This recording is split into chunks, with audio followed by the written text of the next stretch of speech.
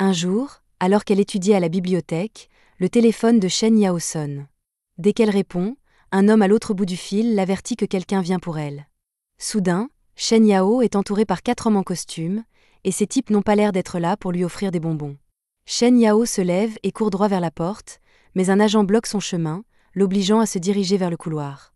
Elle finit par trouver un placard, l'ouvre et s'y enferme pour échapper aux agents, mais maintenant, elle n'a nulle part où aller.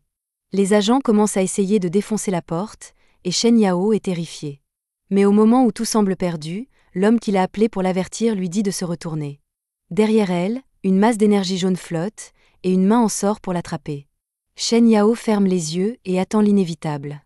Au moment où les agents défoncent la porte, Shen Yao a déjà disparu. Elle a été emmenée par Wong, le guide qui l'a appelé pour l'avertir des agents. Il essaie donc de l'éloigner le plus possible d'eux, enchaînant les manœuvres de fuite. Cependant, les agents ont une arme secrète pour contrer les techniques de Wong, un pistolet. Wong est touché en plein vol, mais il est relativement indemne. Cependant, il ne pourra pas échapper aux agents dans cet état, alors il dépose Shen Yao et crée une barrière pour la protéger tout en se préparant au combat. Il saute du rebord, et dès qu'il atterrit, il assène un coup de poing à l'un des agents, un coup si puissant qu'il lui fait sûrement sentir les sons. Un autre agent se précipite pour l'attaquer, mais Wong le repousse tout en tenant en respect 2 autres agents. Finalement, l'un d'eux parvient à le plaquer au sol et le projette en l'air. Après une brève lutte aérienne, l'homme réussit à écraser Wong contre un bâtiment avec l'aide de ses 3 alliés, mais lorsque la poussière retombe, les 3 alliés sont KO. Wong, quant à lui, est parfaitement indemne, mais je suis sûr qu'au moins 10 personnes innocentes viennent de mourir dans ce bâtiment. Wong a encore un agent en face de lui, alors il flotte hors du bâtiment et enlève sa veste, car les choses vont devenir sérieuses. L'agent en a assez de perdre du temps, alors il décide de tout donner et soulève un 2e bâtiment pour l'utiliser comme projectile. Les gens dans ce bâtiment auraient probablement préféré se faire porter pauvre aujourd'hui, car l'agent lance le bâtiment sur Wong. Mais sans même transpirer, Wong attrape le bâtiment avec ses pouvoirs, le brise en morceaux et renvoie les blocs vers l'agent. L'agent essaie de se défendre, mais Wong compresse simplement tous les blocs jusqu'à ce qu'une explosion massive se produise, envoyant Wong et l'agent dans une version miroir du monde. Wong est agacé que les choses aient tourné ainsi, car cela va lui causer beaucoup de problèmes, mais il doit d'abord régler le compte de l'agent. L'agent sort son pistolet et le pointe sur Wong, et je ne sais pas ce qu'il pense pouvoir faire avec une arme alors que Wong vient d'arrêter un bâtiment il y a 1 minute. Mais rien de tout cela n'a d'importance, car le pistolet ne fonctionne pas dans cette dimension, et de toute façon, Wong n'a plus de temps. L'énergie jaune commence à l'entourer, et en faisant cela, elle repousse l'agent dans l'eau. Le temps commence alors à rembobiner, et Wong espère que les choses pourront se passer différemment dans la prochaine boucle. Finalement, tout revient à la normale, et Shen Yao se réveille à son bureau dans la bibliothèque. Elle n'a aucun souvenir de ce qui vient de se passer, et elle trouve un jeune Wong debout à côté d'elle, lui demandant de l'aide car il ne comprend pas ses devoirs de maths. Des années passent, et maintenant tout le monde est à une soirée de lycée. Il joue à Jenga, et c'est au tour de Shen Yao de jouer, mais lorsqu'elle croise le regard de Wong, elle est troublée et fait tomber la tour. Selon les règles du jeu, celui qui fait tomber la tour doit révéler un secret, alors le groupe demande à Shen Yao de leur dire qui est son crush. Wong commence à sourire en entendant cela, alors ses camarades se moquent de lui, car il est impossible que Shen Yao puisse aimer un PNJ aussi ordinaire que lui. Mais à la surprise générale, y compris celle de Wong, Shen Yao avoue qu'elle l'aime vraiment, et elle précise bien qu'elle ne plaisante pas, car elle l'aime depuis le jour où ils se sont rencontrés au collège. Wong est sous le choc, car se faire avouer ses sentiments par Shen Yao est un rêve qui se réalise. Normalement, cela aurait été le jour le plus heureux de sa vie, mais juste après la soirée, il est kidnappé et se fait tabasser près de la rivière. Wong n'a jamais rencontré ces gens de sa vie, mais leur patron, Saint-Jean, a un crush sur Shen Yao. Après avoir appris que Shen Yao aimait Wong, au lieu de lâcher l'affaire et de passer à autre chose, il a décidé de traîner Wong près de la rivière et de faire menacer de le tuer par ses sbires. Wong reconnaît Saint-Jean comme le chef d'un gang notoire, et il se souvient aussi avoir entendu que Saint-Jean harcelait constamment Shen Yao. Il comprend donc ce qui se passe, mais il ne peut rien faire contre autant d'adversaires. Saint-Jean appelle alors Shen Yao via la vidéo sur le téléphone de Wong et lui montre l'état pitoyable de son crush. Shen Yao est horrifié de voir ce que Saint-Jean a fait à Wong, alors Wong crie à Saint-Jean de la laisser en dehors de tout ça, car il ne veut pas qu'elle s'inquiète pour lui. Mais Saint-Jean est bien décidé à faire regarder Shen Yao l'humiliation de Wong. Il lui dit qu'il est un vrai loser et qu'il n'a pas le droit de sortir avec quelqu'un d'aussi parfait que Shen Yao. Il ordonne ensuite à Wong de jurer qu'il ne s'approchera plus jamais de Shen Yao, sinon Saint-Jean dit qu'il le jettera dans la rivière. Wong pourrait choisir la solution facile et jurer qu'il ne parlera plus à Shen Yao, mais Wong ne la trahira jamais, alors à la place, il donne un coup de tête à celui qui le tient. Pour rendre justice à Wong, c'était un sacré coup de tête. Mais malheureusement pour lui, c'était tellement puissant que le type qui le tenait l'a lâché par accident, et Wong finit par tomber dans la rivière. Saint-Jean commence à paniquer, car il n'avait jamais prévu de tuer Wong, il voulait juste lui faire peur pour qu'il ne lui vole pas Shen Yao. Il appelle frénétiquement Wong pour voir s'il va bien, mais personne ne répond, alors Wong est probablement mort. Cela signifie que Saint-Jean vient de commettre un meurtre, et il a laissé Shen Yao en être témoin. Pendant ce temps, sous l'eau, Wong est en train de se noyer, mais il ne fait même pas l'effort de se sauver, car s'il ne peut pas protéger celle qu'il aime, alors il n'y a pas de raison de rester en vie. Alors que sa vie défile devant ses yeux, Wong a une vision de son enfance. Il venait de s'enfuir d'un combat, et selon les standards du collège, cela a instantanément détruit toute la popularité qu'il avait. Pour enfoncer le clou, il entend 2 filles parler de lui, disant qu'il est un pleurnichard.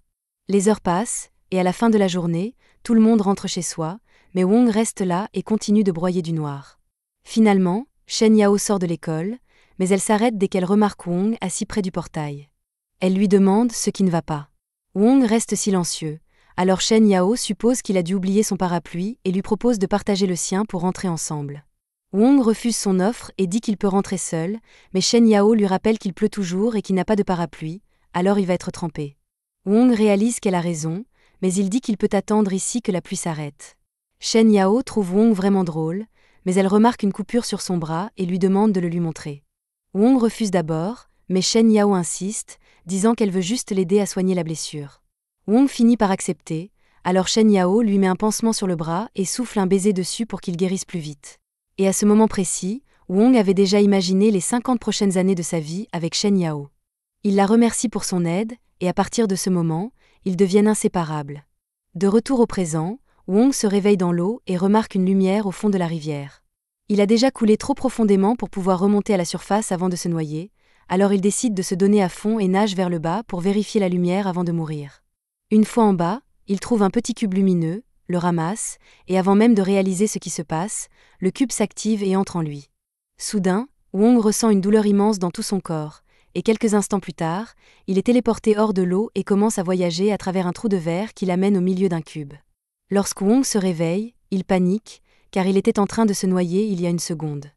Il est soulagé d'être en vie, mais maintenant il ne sait pas où il est ni comment il est arrivé là. C'est alors qu'un système apparaît devant lui et annonce que Wong a le pouvoir de dessiner un rayon de 15 mètres autour de lui, et dans cette zone, il peut se téléporter instantanément à n'importe quel endroit. Rien de tout cela n'a de sens pour Wong, car il ne croit pas à la téléportation, mais à l'instant suivant, il est téléporté contre son gré. Il apparaît dans le ciel au-dessus du canal, et Wong panique à nouveau car il est très haut et craint de tomber, mais en réalité, il flotte, donc il est en sécurité. Une fois calmé, il regarde en bas et réalise que Saint-Jean est désespérément en train de le chercher dans l'eau, car il craint d'avoir tué Wong. Il trouve ça plutôt amusant, mais quelques secondes plus tard, il est téléporté à un nouvel endroit. Saint-Jean a le sentiment que quelqu'un l'observait depuis le ciel, alors il demande à ses subordonnés s'ils ont entendu quelque chose, mais il pense que Saint-Jean a dû halluciner, alors il leur dit de continuer à chercher Wong. Pendant ce temps, Wong se retrouve téléporté dans une salle de classe vide de son école, et il est maintenant sûr qu'il peut vraiment se téléporter, mais il ne comprend pas comment il a obtenu ce pouvoir. Soudain, le système parle et dit à Wong qu'il vient d'activer en continu son pouvoir de téléportation. Wong panique et craint de devenir fou, car il entend des voix dans sa tête, mais le système le corrige. Il est en fait dans le corps de Wong, pas dans sa tête. Ce n'est toujours pas très rassurant, alors Wong lui dit de sortir de son corps, mais le système l'ignore et l'avertit que quelqu'un approche. Un membre du personnel marche vers la salle de classe car il a entendu un bizarre provenant de l'intérieur, mais lorsqu'il ouvre la porte, il ne voit qu'une salle de classe vide avec une flaque d'eau sur le sol. Wong a réussi à rentrer chez lui, alors il décide de prendre une douche pour se détendre. Une fois la douche terminée, il sort son téléphone, et bizarrement, il fonctionne encore même s'il était au fond de la rivière avec lui. La première chose qu'il fait est d'appeler Shen Yao pour lui dire qu'il est en vie, et dès que Shen Yao répond, elle commence à lui demander frénétiquement s'il va bien. Il lui dit qu'il va bien, mais elle pense que Saint-Jean est allé trop loin, alors elle demande à Wong s'il devrait le dénoncer à la police. Honnêtement, Shen Yao aurait dû appeler la police dès qu'elle a vu Wong tomber du pont, mais Wong lui dit que ce n'est pas nécessaire. Il a réussi à s'échapper sans que Saint-Jean ne le repère, donc pour l'instant, il est probablement encore en train de chercher son corps dans la rivière et de s'inquiéter de la prison qui l'attend. Bref, il s'est passé beaucoup de choses aujourd'hui, alors Wong lui dit de se reposer pour aujourd'hui et raccroche. Il s'allonge ensuite sur son lit et se demande ce qu'il va faire de son système, car personne ne le croirait même s'il leur en parlait. Soudain, le système réapparaît et demande à Wong s'il s'est calmé. Wong lui demande pourquoi il continue de le suivre, mais le système lui rappelle qu'il fait partie de son corps maintenant, donc Wong ne peut pas s'en débarrasser. Le système active alors le cube, et Wong est à nouveau aspiré à l'intérieur. Le système explique qu'il a établi une connexion avec le corps de Wong, donc en d'autres termes, Wong est coincé avec lui pour toujours. Cela fait de lui l'utilisateur du système universel du cube Héraclite, et par extension, le maître du système. Wong ne comprend toujours pas tout, alors il demande au système où il se trouve, et celui-ci explique que c'est un espace macro à l'intérieur du cube, et bien que le cube ne mesure que 3 cm, il contient bien plus d'espace à l'intérieur. Wong sait que le système dit la vérité, alors il lui demande pourquoi il s'embête à aider quelqu'un comme lui, et le système lui répond que c'est parce qu'il veut réaliser son rêve, et ce rêve est de devenir le roi du monde. Wang essaie de s'exercer à la téléportation avec le système, mais il manque rapidement d'énergie et manque de tomber du haut d'un immeuble. Le système lui indique que ses réserves d'énergie sont presque épuisées et qu'il va devoir limiter la téléportation à 1 fois par minute. Wang décide d'interrompre l'entraînement à la téléportation pour l'instant, car il serait dommage qu'il manque d'énergie à 1000 pieds d'altitude. Le système lui indique qu'il existe un moyen plus sûr de s'entraîner car, en théorie, il devrait pouvoir utiliser ses pouvoirs pour voir tout ce qui se trouve dans un rayon de 15e. Wang décide d'essayer et, grâce à son nouveau pouvoir, il peut voir sa chambre à coucher, un couple au lit et l'une de ses voisines dans son bain. Comme il ne se sent pas à l'aise, Wang cesse d'utiliser son pouvoir sur son immeuble et essaie plutôt de scanner le jardin, mais il est effrayé lorsqu'un chat le regarde dans les yeux. Wang finit par tomber à genoux, et le système l'avertit que s'il continue à utiliser ses améliorations sensorielles et de téléportation, il sera à court d'énergie. Pour un débutant, Wang est plutôt doué pour contrôler ses pouvoirs, mais son corps n'est pas habitué à brûler autant d'énergie, et il finit par s'évanouir. Quelques heures plus tard, Wang se réveille dans son lit et se rend compte qu'il en a peut-être trop fait avec l'entraînement de la nuit dernière, il sera donc plus prudent à partir de maintenant. Le système a ramené Wang dans sa chambre après son évanouissement, car il a besoin de beaucoup de repos. Wang se rend soudain compte qu'il n'entend plus la voix du système dans sa tête et demande ce qui se passe. Le système explique que rester lié au corps de Wang consomme de l'énergie et qu'il ne peut pas laisser Wang mourir d'épuisement énergétique, car il disparaîtrait lui aussi. Cela semble logique à Wang, mais il a encore du mal à croire qu'il a maintenant des super-pouvoirs. Il essaie de trouver des informations sur le cube sur Internet, mais malheureusement, il n'y a pas d'Indien avec un tutoriel, alors il va devoir se débrouiller tout seul. C'est alors qu'il reçoit un message de Shen Yao, qui lui demande s'il veut déjeuner avec elle demain.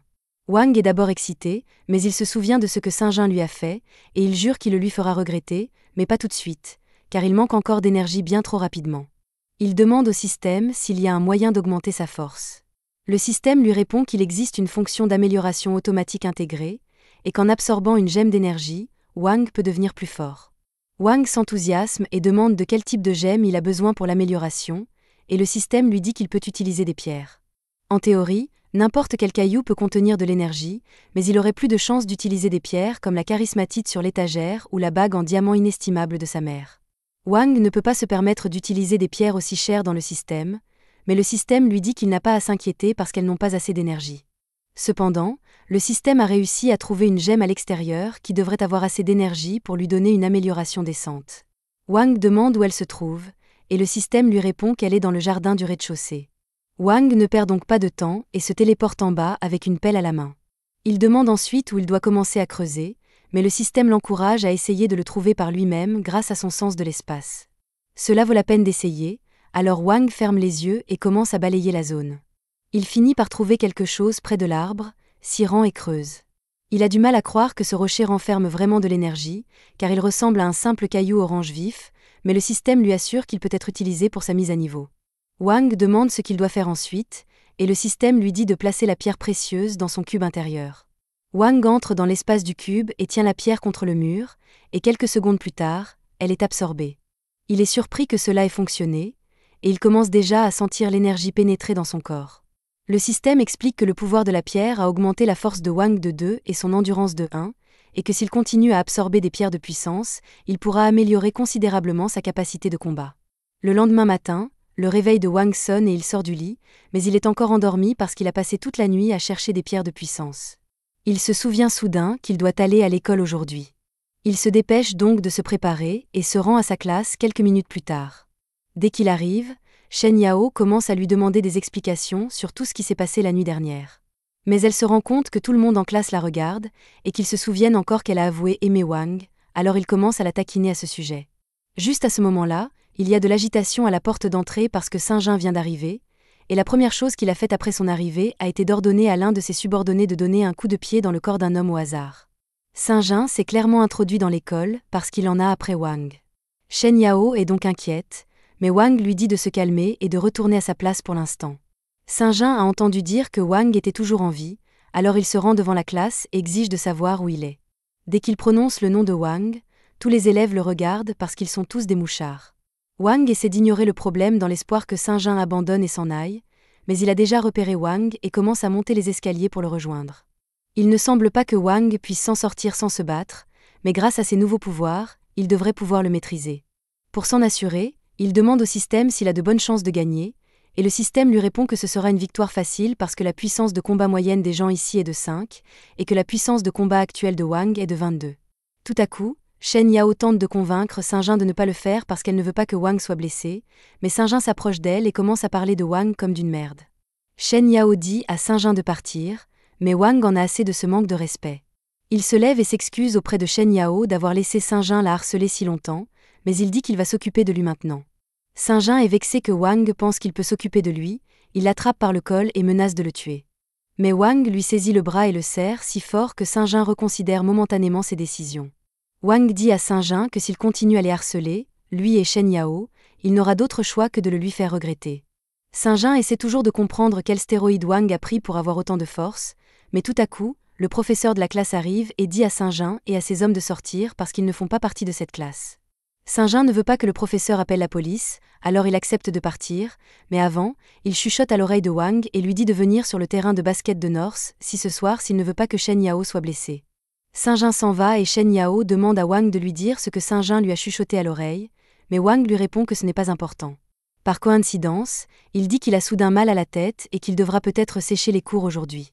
Pendant ce temps, sur le terrain de basket, Saint-Jean n'arrive toujours pas à comprendre comment Wang est devenu assez fort pour lui laisser des bleus sur le poignet, mais il pense que c'est un coup de chance parce qu'il n'a jamais fait autant de sport, et il jure qu'il fera payer Wang pour l'avoir humilié de la sorte. Un peu plus tard, Wang arrive au terrain de basket et demande où se trouve Saint-Jean. Il trouve Saint-Jean assis en haut des gradins, et Saint-Jean rit parce que Wang ne peut plus s'échapper. Et il n'y a aucune chance que Wang gagne ce combat parce que Saint-Jean n'a jamais prévu d'avoir un combat à 1 contre 1, il va sauter sur Wang avec toute sa bande. Le système prévient Wang qu'il risque d'être cuit car il y a 13 adversaires. Toujours confiant dans ses pouvoirs, Wang demande au système quelles sont ses chances de gagner, et à sa grande horreur, le système lui dit qu'il n'a que 20% de chances de gagner. Wang n'a soudain plus confiance en lui et Saint-Jean s'en aperçoit, ce qui l'amène à se moquer encore plus de lui. Il rassemble tous ses hommes et les place devant Wang, mais avant de commencer à le battre, il lui donne une dernière chance de s'excuser et d'implorer sa pitié. Cependant, Wang commence à insulter Saint-Jean et son gang de North City parce qu'ils sont trop effrayés pour le combattre en 1 contre 1. Saint-Jean le sait, mais il ne peut pas laisser passer cette insulte et s'apprête à frapper Wang. Mais avant qu'il ne le fasse, l'un de ses hommes s'avance et dit qu'il combattra Wang pour Saint-Jean. Kong est le plus fort combattant du gang de Saint-Jean, et tout le monde est convaincu que Wang n'a aucune chance contre lui. Même Wang n'est pas sûr de pouvoir l'affronter, alors il demande au système d'analyser la puissance de combat de Kong, mais elle n'est que de 10, alors il ne devrait pas être trop difficile à battre. Kong ramasse un ballon de basket et s'apprête à le lancer sur Wang, mais le système l'avertit et il esquive à temps. Kong essaie ensuite de frapper Wang, mais celui-ci bloque et se faufile comme un combattant professionnel. Pendant ce temps, Shen Yao s'inquiète pour Wang, car il a agi de façon suspecte plus tôt, et maintenant il ne répond pas au téléphone, alors elle décide de faire quelque chose à ce sujet. De retour au gymnase, Kong n'a toujours pas réussi à porter un seul coup à Wang, et il commence à s'épuiser, alors Wang n'a plus qu'à porter le coup de grâce. Kong charge à nouveau sur Wang, mais Wang est encore trop rapide pour lui, il attrape la jambe de Kong, et à partir de là, c'est l'extinction des feux pour lui, car Wang lui assène un coup de poing électrique et projette Kong contre un mur. Les autres membres du gang n'arrivent pas à croire que Kong a été vaincu par un inconnu comme Wang, et ils demandent à Saint-Jean ce qu'ils doivent faire. Saint-Jean se contente de rire et de crier que même si Wang a pu vaincre Kong, ils sont encore trop nombreux pour qu'ils puissent se battre en même temps, et qu'il perdra donc toujours. Wang demande au système si ses chances de gagner contre le gang ont augmenté. Comme Kong est toujours dans les vapes, il y a une personne de moins à combattre, mais les chances de Wang de gagner ne sont encore que de 30%, ce qui signifie qu'il risque d'avoir de gros ennuis. Il n'a pas d'autre choix que de les combattre tous en même temps. Wang se met donc en position et commence à parer leurs attaques, mais il n'arrive pas à les suivre tous et reçoit un coup de pied par derrière. Wang prend ce coup de pied personnellement, il se retourne et efface toute la génération future du gars en un seul coup de pied. Il le jette ensuite devant Saint-Jean, qui commence à s'inquiéter et demande à tout le monde d'encercler Wang immédiatement. Wang ne peut pas se laisser acculer, alors il saute sur les gradins et commence à courir pour créer une certaine distance entre eux. Il saute ensuite vers le bas et balaie les jambes d'un gars, mais il se fait alors attraper par derrière. Il essaie de se débarrasser du gars, mais avant qu'il ne s'en rende compte, il reçoit un coup de pied dans les tripes et se retrouve au sol. Ce coup de pied lui a fait très mal, mais Wang n'a pas l'intention de se laisser prendre au dépourvu une nouvelle fois, et il se tient prêt à les affronter tous en même temps. Au début, il est submergé par leurs attaques incessantes, mais cette fois, il sent venir l'attaque sournoise, l'esquive et attrape la jambe du type qui lui a donné un coup de pied dans le ventre. Il fait ensuite pivoter le gars et le projette directement dans le visage de Saint-Jean, qui commence enfin à réaliser à quel point la force de Wang est terrifiante. Wang commence alors à marcher vers Saint-Jean, mais le système l'avertit qu'il doit faire une pause car il a presque épuisé toute son énergie. Dans son état actuel, il n'a aucune chance de battre Saint-Jean dans un combat. Mais même si ce n'est qu'un bluff, Wang veut effrayer Saint-Jean suffisamment pour qu'il ne cause plus jamais d'ennui à Shen Yao. Juste à ce moment-là, le chef du gang de South City arrive, et il est là pour se moquer de Saint-Jean et du gang de North City pour avoir perdu un combat contre un seul homme. Il dit à Saint-Jean que s'il ne peut pas battre un seul homme, il n'a pas le droit de s'appeler le chef du gang de la ville du Nord, et qu'il devrait donc abandonner, mais Wang l'interrompt en plein milieu de sa phrase. Il voit bien qu'il y a un différend entre les gangs des villes du Nord et du Sud, mais cela n'a rien à voir avec lui, alors il ne veut pas s'en mêler. Cependant, bien que Yuan n'ait jamais rencontré Wang auparavant et qu'il n'ait aucune idée de la raison pour laquelle il se battait contre Saint-Jean, il décide d'envoyer ses subordonnés le battre juste pour prouver qu'il a raison. Le système prévient Wang qu'il n'a aucune chance de les battre dans un combat frontal avec son niveau d'énergie actuel, et qu'il doit donc prendre ses jambes à son cou. Wang demande au système de le téléporter, mais comme il est à court d'énergie, il doit attendre le temps de recharge, alors il continue de courir jusqu'à ce qu'il arrive sur le côté de l'escalier. Le temps de recharge étant écoulé, il peut enfin se téléporter à nouveau, et la première chose qu'il fait est d'éteindre toutes les lumières. Alors que tout le monde tâtonne dans le noir, Wang se téléporte derrière eux, et après avoir fixé Yuan droit dans les yeux, le plaque au sol. Il passe ensuite à tabac tous les membres du gang de Yuan. Lorsque les lumières se rallument, Wang est le seul à rester debout, et Saint-Jean est encore plus terrifié par lui. Tout à coup, ils entendent un homme crier à l'extérieur du gymnase, et il semble que Shen Yao ait appelé les flics parce qu'elle s'inquiétait pour Wang. Les policiers tentent de franchir les portes verrouillées et Shen Yao leur demande de se dépêcher, car son ami est peut-être en danger à l'intérieur. Wang ne pourra pas sortir du bâtiment sans se faire repérer, et il ne veut pas avoir d'ennui pour s'être battu, alors il doit trouver quelque chose rapidement. Il regarde Saint-Jean et se téléporte devant lui. Saint-Jean se met alors à genoux et commence à implorer son pardon. Cela donne une bonne idée à Wang, qui dit qu'il pardonnera à Saint-Jean, mais à une seule condition. Alors que la police parvient enfin à ouvrir la porte, elle voit Saint-Jean tenir Wang par le col et faire semblant de le frapper. Saint-Jean et Yuan finissent par avoir des ennuis pour avoir déclenché une bagarre de groupe dans le gymnase, mais Wang s'en tire à bon compte parce qu'il a convaincu les policiers qu'il n'était qu'un spectateur innocent qui s'est retrouvé pris entre deux feux. Il a également fait promettre à Saint-Jean de ne plus jamais ennuyer Shen Yao, ce qui résout le problème. Mais ce combat a fait comprendre à Wang qu'il y a des limites à son pouvoir, et qu'il doit donc devenir plus fort dès que possible, et pour cela, il doit trouver d'autres gemmes de pouvoir. Il se rend dans une bijouterie, mais il se rend vite compte qu'il n'a pas les moyens de se les offrir et qu'il ne veut pas non plus les voler. Il envisage brièvement d'avoir une sugar mama pour pouvoir acheter les gemmes, mais cela n'en vaut pas la peine, alors Wang décide de partir à la recherche de gemmes de puissance dans la nature. Il s'équipe et se rend dans la chaîne de montagnes la plus proche pour commencer à chercher des gemmes. Il en trouve quelques-unes, mais l'une d'entre elles se trouve sous un rocher géant, une autre au fond d'un lac et une autre encore à 15 mètres sous terre, si bien qu'il est impossible pour Wang de l'atteindre par ses propres moyens. À ce moment-là, le système avertit Wang qu'il vient de localiser une grotte souterraine contenant une grande quantité d'énergie sous forme de pierres de puissance. Curieux, Wang tente de se téléporter dans la grotte, mais pour une raison inconnue, bien qu'elle soit à portée, il ne peut pas y entrer. Le système explique que si une zone est complètement fermée, Wang ne peut pas se téléporter à l'intérieur.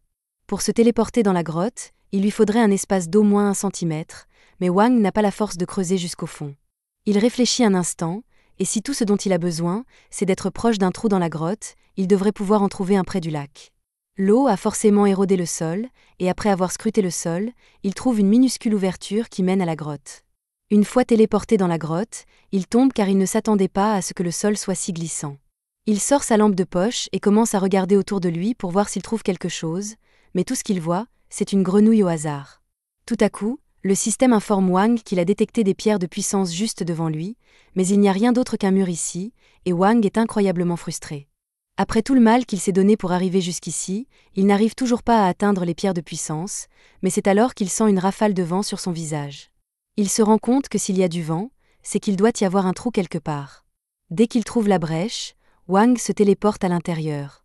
Après s'être téléporté à travers la brèche, Wang se retrouve dans une toute nouvelle section de la grotte. Il fait quelques pas en avant, mais il n'a pas fait attention et il manque de tomber du bord d'une falaise. Heureusement, il réussit à se sauver, mais il n'a plus de lampe de poche. Il décide de faire une pause et d'essayer de repérer les gemmes avant de faire quoi que ce soit d'autre, mais il s'avère que Wang n'est pas seul ici.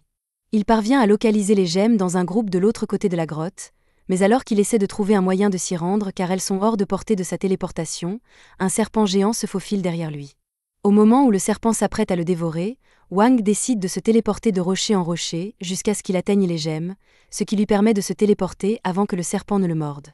Il n'a toujours pas réalisé qu'il y avait un serpent dans ce tunnel, alors il décide de marcher le reste du chemin en attendant la fin du temps de recharge de sa téléportation. Il finit par s'approcher suffisamment pour que le système identifie 12 pierres de pouvoir différentes, ce qui réjouit Wang, mais il sera difficile de les atteindre car les plateformes près des pierres de pouvoir sont très étroites. Il ne sait toujours pas que le serpent essaie de le manger, et il ne veut pas risquer de faire une chute mortelle, alors il hésite à se téléporter. Mais il n'y a pas d'autre moyen, et juste avant que le serpent ne le morde, Wang se téléporte et s'accroche à un rocher pour survivre. Maintenant qu'il est assez proche des pierres de pouvoir, Wang s'attache à une corde pour sa sécurité et commence à les extraire. Mais lorsqu'il essaie de récupérer la deuxième, sa main glisse et il la laisse tomber accidentellement au fond de la grotte. Il ne peut pas se permettre de perdre cette gemme, alors il essaie d'utiliser son sens de l'espace pour la localiser, mais à sa grande horreur, il sent quelque chose d'énorme juste à côté de lui. Alors que le serpent tente de le mordre, Wang glisse et tombe du bord du pilier, et le serpent plonge à sa poursuite. Heureusement, la corde autour de la taille de Wang l'empêche de tomber, le serpent le manque et tombe dans l'eau. Cependant, quelques instants plus tard, la corde se rompt et Wang tombe également dans l'eau. Il risque maintenant de se noyer, mais le serpent essaie toujours de le manger. Wang saisit alors sa pelle et tente d'éloigner le serpent, mais la pelle ne fait absolument rien, et Wang se fait capturer par le serpent, qui commence à lui arracher la vie. Wang demande au système de le téléporter dans la dimension du cube, mais le système lui dit qu'il ne peut pas le faire tant que le serpent le retient. Dans un ultime effort, Wang plante la pelle dans le serpent pour qu'il le libère. Le serpent le libère, mais Wang est déjà dans les vapes à cause du manque d'air, et le système le téléporte automatiquement dans la dimension du cube. Une fois que Wang a repris conscience, il dit au système qu'il va fusionner avec toutes les gemmes qu'il vient de collecter. C'est une option, mais le système informe Wang qu'il y a une meilleure façon de procéder. Il possède actuellement 11 gemmes de puissance élémentaire, mais elles peuvent être synthétisées en une gemme de puissance avancée, et une gemme de puissance avancée lui confère beaucoup plus de puissance.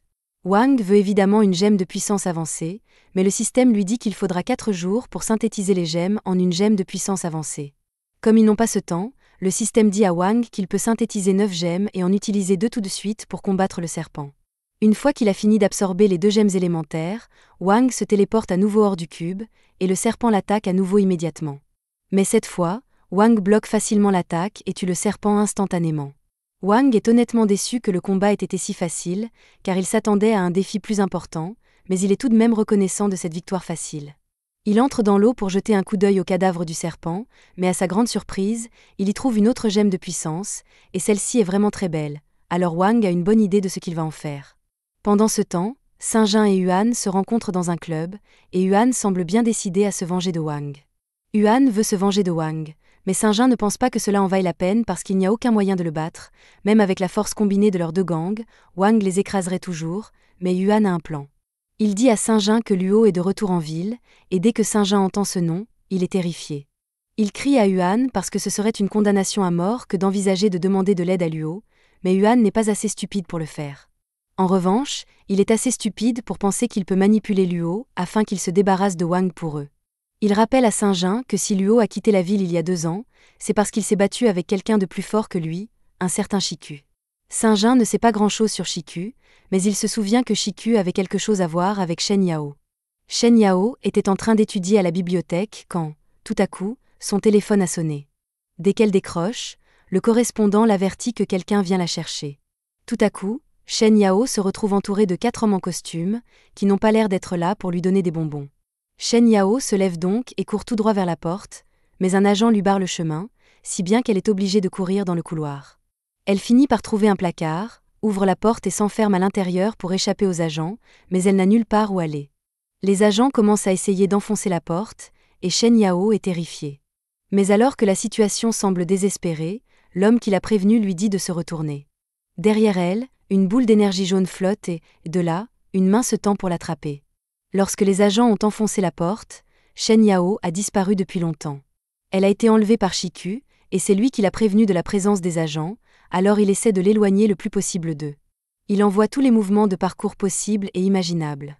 Cependant, les agents ont une arme secrète pour contrer le parcours de Shiku, un pistolet. Shiku se fait tirer dessus et s'en sort à peu près indemne, mais il ne pourra pas s'éloigner des agents comme ça, alors il met Shen Yao à terre et érige une barrière pour la protéger pendant qu'il se prépare au combat. Il saute d'une corniche, et dès qu'il atterrit, il frappe l'un des agents d'un coup de poing qui lui fait sentir le son. Un autre agent se précipite pour l'attaquer, et Shiku le repousse d'un coup de poing tout en repoussant deux autres agents. Finalement, l'un d'entre eux parvient à plaquer Shiku, et maintenant qu'il le tient, il l'entraîne dans les airs. Après une brève bagarre en l'air, l'homme parvient à projeter Shiku contre un bâtiment avec l'aide de ses trois alliés, mais lorsque la poussière retombe, les trois alliés ont été assommés. Shiku, quant à lui, va parfaitement bien, mais je suis sûr qu'au moins 10 personnes innocentes viennent de mourir dans cet immeuble. Shiku est toujours confronté à un agent, alors il sort de l'immeuble en flottant et enlève son manteau parce que les choses sérieuses vont commencer. L'agent en a assez de perdre du temps, alors il décide d'y aller à fond et de ramasser un deuxième bâtiment pour s'en servir comme projectile. Les habitants de l'immeuble regrettent sans doute de ne pas s'être fait porter pâle, mais ils ne peuvent rien faire, car l'agent lance l'immeuble sur Shiku. Mais sans même transpirer, Shiku attrape l'immeuble avec ses pouvoirs, le brise et lance les blocs sur l'agent. L'agent tente de se défendre, mais Shiku compresse simplement tous les blocs jusqu'à ce qu'une explosion massive se produise et envoie Shiku et l'agent dans une version miroir du monde. Shiku est contrarié que les choses se soient passées ainsi, car cela va lui causer beaucoup d'ennuis, et il doit d'abord s'occuper de l'agent. L'agent sort son arme et la pointe sur Shiku, et je ne sais pas trop ce qu'il pense qu'une arme va faire alors que Shiku vient d'attraper un bâtiment il y a une minute, mais cela n'a pas d'importance parce que l'arme ne fonctionne pas dans cette dimension, et Shiku n'a plus le temps de toute façon. L'énergie jaune commence à entourer Shiku et fait tomber l'agent à la renverse dans l'eau. Le temps commence alors à se rembobiner, et Shiku espère que les choses se passeront différemment dans la prochaine boucle. Finalement, tout revient à la normale et Shen Yao se réveille à son bureau dans la bibliothèque. Elle ne se souvient pas de ce qui vient de se passer, et elle trouve un jeune Wang à côté d'elle, qui lui demande de l'aide parce qu'il ne comprend pas son devoir de maths. De retour dans le présent, Yuan continue de parler de son plan. Luo est très remonté contre Shiku, alors s'ils jouent bien leurs cartes, ils pourront peut-être forcer Wang à se battre avec Luo en utilisant Shen Yao comme appât. Le lendemain, Wang est censé rencontrer Shen Yao pour un rendez-vous, mais elle est en retard et lorsqu'il essaie de l'appeler au téléphone, elle ne répond pas. Il trouve cela étrange car Shen Yao n'ignore jamais ses appels, mais elle est peut-être simplement occupée, alors il décide d'attendre un peu plus longtemps qu'elle arrive. Cependant, il finit par entendre quelqu'un parler d'un incident qui s'est produit dans le complexe d'appartements où Shen Yao habite, et Wang a un mauvais pressentiment à ce sujet, alors il part en courant pour aller voir Shen Yao. Mais à son grand désarroi, lorsqu'il arrive, il trouve l'endroit envahi de voitures de police, et la mère de Shen Yao pleure parce que Shen Yao a été kidnappée. La police dit qu'elle va enquêter pour retrouver Shen Yao, mais Wang n'a pas l'intention d'attendre, il doit découvrir qui est derrière tout ça. À ce moment-là, Wang aperçoit Saint-Jean qui se promène dans la foule à proximité, et il sait qu'il doit avoir quelque chose à voir avec tout ça, alors un peu plus tard, Wang le coince dans une ruelle sombre et lui demande des explications. Au début, Saint-Jean essaie de jouer les idiots et fait comme s'il ne savait rien, mais Wang fait un trou dans le mur et prévient Saint-Jean que la même chose va lui arriver à la tête s'il ne commence pas à parler rapidement. Saint-Jean commence immédiatement à moucharder et raconte à Wang tout le plan que Yuan a mis au point. Pendant ce temps, Yuan regrette l'existence des cellules cérébrales stupides qui lui ont fait croire que c'était un bon plan.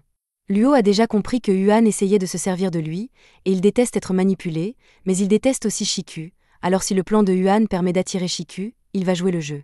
Mais cela ne veut pas dire qu'il a pardonné à Yuan, donc Luo joue actuellement au golf avec la bouche de Yuan. Shen Yao est actuellement attachée dans un coin de la pièce, et elle est terrifiée après avoir vu ce que Luo vient de faire à Yuan, alors elle essaie d'éviter le contact visuel, mais il s'approche directement d'elle.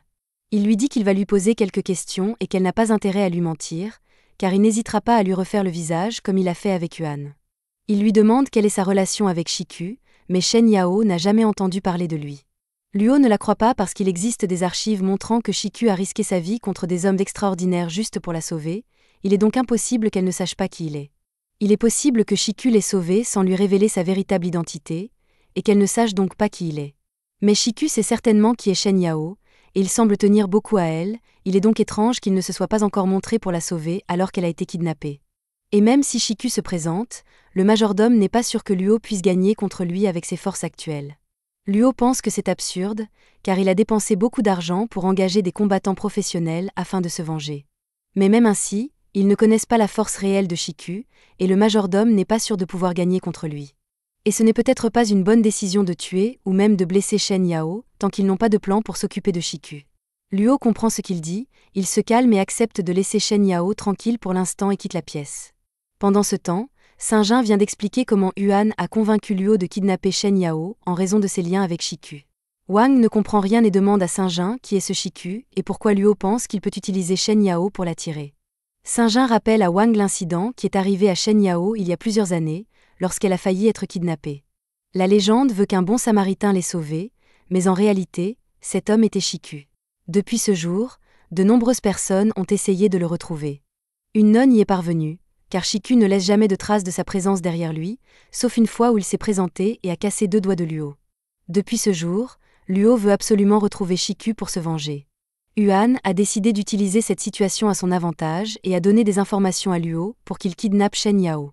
Mais pour être clair, Saint-Jin était contre le plan depuis le début, il n'a donc rien à voir avec cela. Wang en a assez entendu, il est donc prêt à aller sauver Shen Yao, et comme Saint-Jin n'était pas impliqué, Wang va le laisser partir. Wang finit par arriver sur le site de construction où Shen Yao est détenu, mais alors qu'il s'approche, le système l'avertit qu'il y a 7 puissants artistes martiaux à l'intérieur. Wang se rend compte que cela pourrait être gênant, alors il demande au système s'il a déjà fini de traiter la gemme avancée, mais il lui faudra encore 30 minutes pour la synthétiser. Wang pourrait attendre d'avoir augmenté sa puissance, mais il ne sait pas si Shen Yao est en sécurité, il ne peut donc pas se permettre de perdre du temps.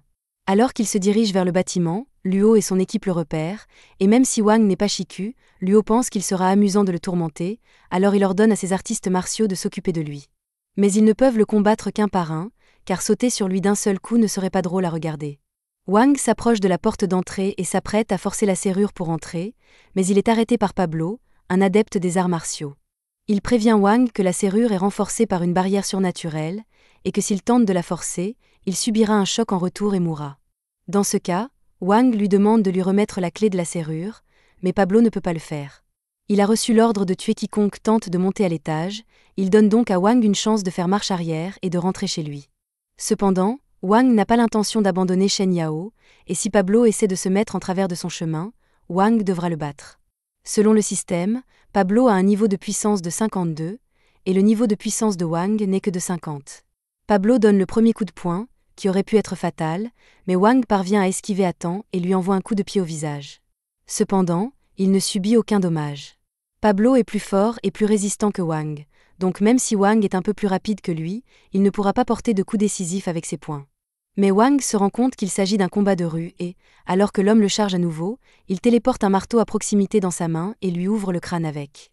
Pendant que Pablo fait une sieste potentiellement permanente, Wang prend la clé et se rend à l'étage suivant. Alors qu'il monte les escaliers en courant, le système l'avertit que le prochain combattant a un niveau de puissance de 75, mais Wang n'hésite pas et se précipite dans la pièce. Dès qu'il entre, il se rend compte que toutes les lumières sont éteintes et que la pièce est plongée dans le noir. L'artiste martial de cet étage, Li, est un assassin qui maîtrise la technique d'effacement de sa présence dans les endroits sombres. Tous ses points de stats sont consacrés à la furtivité, ce qui lui permet de s'approcher discrètement de Wang et de le tuer avant qu'il ne se rende compte de ce qui se passe. C'est du moins ce qui se passerait si Wang n'avait pas de conscience spatiale. Wang sait exactement où se trouve Li, et alors qu'il tente de l'attaquer par derrière, Wang sort une batte de son inventaire et frappe Li en plein dans les couilles. 2 artistes martiaux de l'étage supérieur ont regardé Wang monter les étages, et ils sont surpris qu'il ait réussi à les battre si facilement. Mais son prochain adversaire sera Beowulf, et l'homme ne pense pas que Wang ait la moindre chance. Il prédit qu'il ne faudra que quelques secondes à Beowulf pour l'écraser. Mais si, par miracle, Wang parvient à le vaincre, il devra alors les affronter, et la jeune fille est particulièrement enthousiaste. Wang finit par atteindre l'étage suivant, et Beowulf l'attend debout, le dos tourné. Il s'apprête à faire un discours sur le fait que Wang est parvenu jusqu'ici, mais Wang saute la scène et tente de le frapper avec une batte. Mais Beowulf l'attrape et plaque Wang au sol.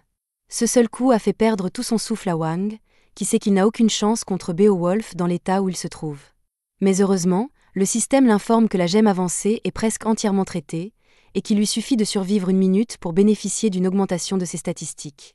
Oui, cela va être beaucoup plus difficile qu'il ne le pensait, car Beowulf est en train de faire des combos sur Wang, et il ne peut rien y faire. Wang tente de donner un coup de pied à Beowulf, mais s'approcher de lui était une erreur car Beowulf attrape la jambe de Wang, lui brise le bras, puis le frappe directement à travers un pilier. Wang serait mort à l'heure qu'il est, mais 1 minute s'est écoulée et le système commence à intégrer le pouvoir de la gemme avancée. Cela guérit le corps de Wang et augmente toutes ses statistiques.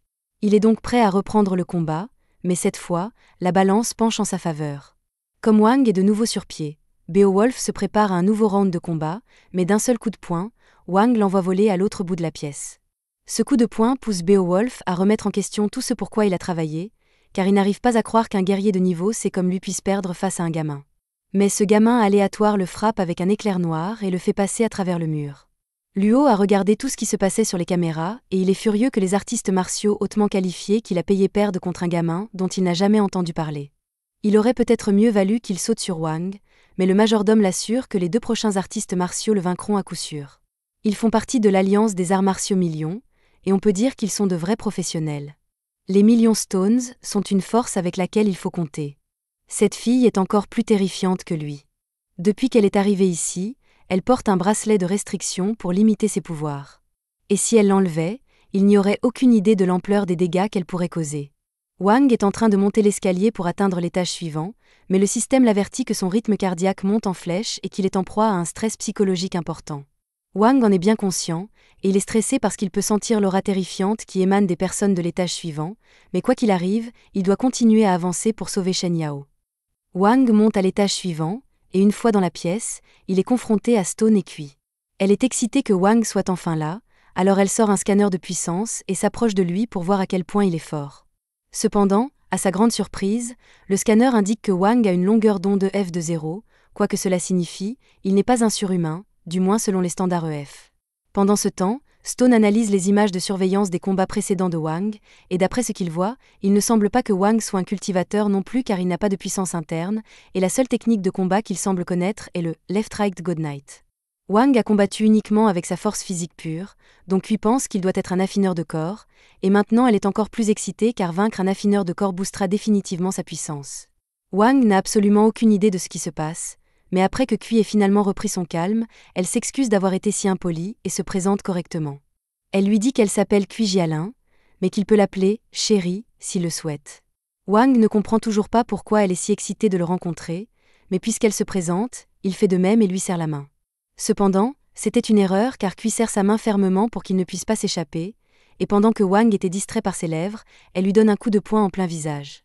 Wang est un partisan de l'égalité des droits et des coups, alors il riposte et envoie un uppercut à Cui en guise de revanche, mais malheureusement, elle aime ce genre de choses, donc se faire frapper l'excite encore plus. Wang ne veut rien avoir à faire avec ce niveau de folie, alors il retire sa main de Cui et la traite de perverse. Elle ne nie pas les accusations, mais elle veut s'amuser encore plus avec Wang, alors elle charge vers lui et commence à lui donner des coups de poing répétés dans le ventre. Wang essaie de l'arrêter en lui attrapant les cheveux, mais elle dit alors « Plus fort, papa », et Wang est pris au dépourvu lorsqu'elle le frappe d'un coup de pied à travers la pièce, puis elle commence à s'approcher de lui avec un regard malicieux dans les yeux. Stone dit à Wang qu'il n'est pas de taille face à Cui, alors il devrait commencer à dire ses dernières prières avant qu'elle ne le tue. Cependant, Cui ne lui donne même pas la chance de répondre avant de lui donner un coup de pied latéral dans un pilier. Ce dernier coup lui a vraiment coupé le souffle, mais lorsqu'il regarde Cui, elle a l'air de le narguer pour qu'il riposte, alors il se relève et décide de tout donner contre elle.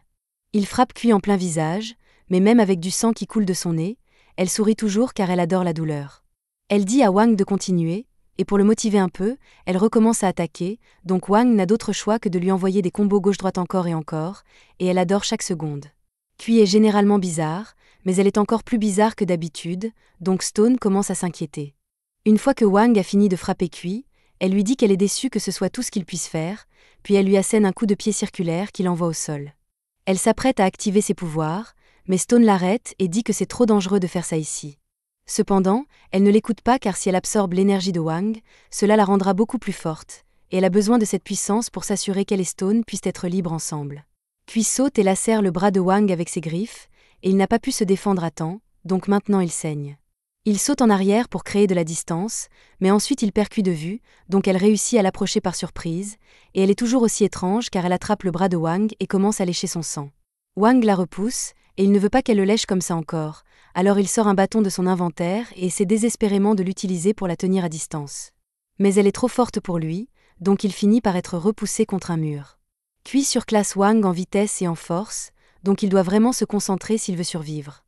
Alors que Cui charge à nouveau vers lui, Wang réussit de justesse à esquiver lorsqu'elle lacère sa gorge, mais il semble qu'il a juste eu de la chance d'esquiver sa dernière attaque car lorsqu'il essaie de contre-attaquer, elle disparaît et réapparaît derrière lui. Elle enroule alors ses bras et ses jambes autour de Wang et prend une énorme bouchée de son épaule. Au moment où il réussit enfin à la faire tomber de son dos, Cui a déjà une bouchée du sang de Wang, et c'est la meilleure chose qu'elle ait jamais goûtée. L'énergie qu'elle absorbe du sang de Wang est si pure qu'elle la fait instantanément monter de niveau, donc elle est sur le point de perdre le contrôle. Cependant, Stone ne peut pas laisser ça arriver, donc avant qu'elle n'attaque à nouveau Wang, il lui tire une aiguille paralysante. L'aiguille assomme Cui, et Wang est secrètement en train de pisser dans son froc car il serait mort si Stone n'avait pas arrêté Cui à ce moment-là. Stone n'arrive pas à croire que l'énergie de Wang était assez pure pour faire perdre le contrôle à Cui après une seule gorgée, mais il doit agir vite pour s'assurer qu'elle se rétablisse. Il effectue une technique d'acupuncture qui annule la transformation partielle en bête de Cui, donc son état se stabilise. Wang n'est pas sûr de ce qui se passe, mais il sait qu'il n'a aucune chance contre Cui, et si Stone est comme elle, il serait difficile pour Wang de survivre en le combattant. Cependant, Stone semble distrait puisqu'il s'occupe de Cui, donc Wang essaie de profiter de l'occasion pour attraper une brique et en frapper Stone sur la tête. Cependant, Stone le repère en train de traverser la pièce en secret, donc il utilise ses pouvoirs pour envoyer une rafale d'air vers Wang. Wang est repoussé par l'attaque, et il n'a même pas pu la voir venir, donc combattre Stone sera beaucoup plus difficile qu'il ne le pensait. Stone veut en finir rapidement avec Wang pour pouvoir retourner soigner Cui, donc il lance une lame de vent vers Wang. Normalement, il n'aurait pas pu l'esquiver, mais le système l'a averti à la dernière seconde, donc Wang réussit à l'éviter. Stone s'apprête à lancer une autre attaque, mais Cui commence à perdre le contrôle à nouveau, donc il doit aller s'occuper d'elle. Il ne peut pas gérer Wang et soigner Cui en même temps, donc Stone dit à Wang d'aller sauver son ami maintenant. Wang demande si cela signifie que Stone abandonne, mais Stone est de la Million Alliance, et les membres de la Million Alliance n'ont pas le droit d'abandonner. Il dit qu'il veut demander une trêve, et Wang sait que c'est la seule façon de s'en sortir vivant, mais il n'y a aucune garantie que Stone ne l'attaquera pas une fois qu'il baissera sa garde, donc il doit bluffer un peu. Il dit à Stone que s'il n'admet pas sa défaite, alors cela signifie qu'ils doivent continuer à se battre, et Stone sait qu'il pourrait définitivement battre Wang, mais il ne peut pas se permettre de quitter Cui maintenant. Il sort une pièce de sa poche, explique que c'est une million coin, le plus grand symbole d'honneur qu'un membre de la Million Alliance puisse détenir. Il se fait une coupure au doigt et laisse une goutte de son sang tomber sur la pièce, et avec cela, il jure son serment de sang. Il promet qu'il n'attaquera plus Wang s'il accepte la trêve, et si Stone brise le serment pour une raison quelconque, alors il se transformera immédiatement en poussière. Un serment de sang est une affaire sérieuse, donc Wang sait qu'il peut faire confiance à la parole de Stone, mais il en prend quand même une vidéo pour s'amuser. Wang commence vraiment à énerver Stone, mais il a déjà fait le serment, donc il lui donne juste la pièce et lui dit de partir maintenant. Mais avant que Wang ne parte, il s'assure de bien enfoncer le clou en disant à Stone qu'il a été forcé d'accepter une trêve avec quelqu'un comme lui. Wang part alors, donc Stone appelle un de ses alliés pour l'informer de ce qui s'est passé. Il dit à Misha qu'il annule la mission d'entraînement en cours, et elle est surprise d'entendre cela, donc elle lui demande si quelque chose de grave s'est passé. Stone explique que Cui a eu un petit accident, donc elle est actuellement inconsciente. Il ne peut pas expliquer les détails au téléphone, donc il demande à Misha de le rejoindre bientôt. Cependant, tout à coup, l'appel de Misha devient silencieux. Stone commence à l'appeler pour voir si elle va bien, mais Misha est actuellement inconsciente sur un toit, et celui qui l'a attaqué est Shiku. Pendant ce temps, retour sur le chantier, Luo a cessé de regarder les images de surveillance il y a un moment car il pensait qu'il n'y avait aucun moyen que Wang puisse vaincre Stone et Cui. Mais alors son dernier assassin, Shu, se lève et commence à marcher vers l'escalier. Luo demande à Shu ce qu'il fait, donc Shu explique que tous les autres assassins ont été vaincus, donc il va rejoindre le fun. En entendant cela, Luo commence à paniquer car il croit que le seul assez fort pour passer Stone et Cui sera Shiku. Il demande à son majordome si ce que Shu a dit est vrai, et le majordome confirme que tous les assassins ont été vaincus, mais le responsable n'est pas Shiku. C'était Wang. Et techniquement, il n'a pas vaincu Stone et Cui, il a juste fait une trêve avec eux. Peu importe comment il a réussi à le faire, le majordome dit à Luo qu'il est trop risqué pour lui de continuer son plan pour attirer Shiku, donc il l'incite à évacuer dès que possible. Mais Luo refuse de le faire car cela le ferait passer pour un lâche. Il se tourne vers Shu et lui demande s'il peut encore aider à accomplir la mission. Il offre même de payer le triple du prix initial, mais Shu se sent insulté que Luo pense pouvoir lui donner des ordres avec de l'argent, donc il fait attaquer Luo avec une lame d'énergie par sa marionnette. Le majordome de Luo est assez rapide pour la bloquer avant que Luo ne soit décapité, mais ce n'était qu'un coup d'avertissement. Le majordome avertit alors Luo de ne plus énerver Shu, disant qu'il ne pourra pas le sauver la prochaine fois.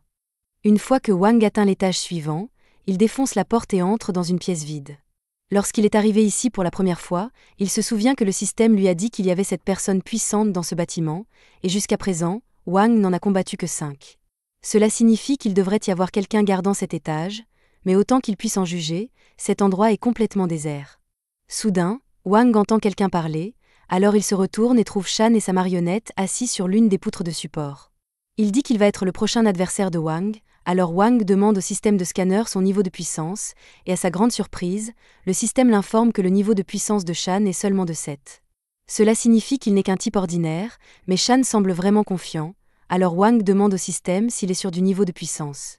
Le système lui dit que le niveau de puissance de Shan est en effet seulement de 7, mais que cette marionnette sur son épaule a un design très complexe et qu'elle est alimentée par une gemme de niveau intermédiaire. Shan admet qu'il n'est vraiment qu'un humain ordinaire, mais cela ne l'empêche pas de mettre un talisman sur sa jambe et de l'utiliser pour présenter la tête de Wang à un mur de briques. Wang halète à cause de ce coup, et il n'arrive toujours pas à croire que Shan ait réussi à le frapper avec autant de force. Mais si Shan est peut-être un homme ordinaire, il a bien un super pouvoir, et ce pouvoir est d'être assez riche pour acheter une tonne de talismans aux moines. Wang ne veut pas savoir ce que Shan a appris des moines, alors il panique et commence à lui lancer des bouteilles, mais Shan les bloque facilement.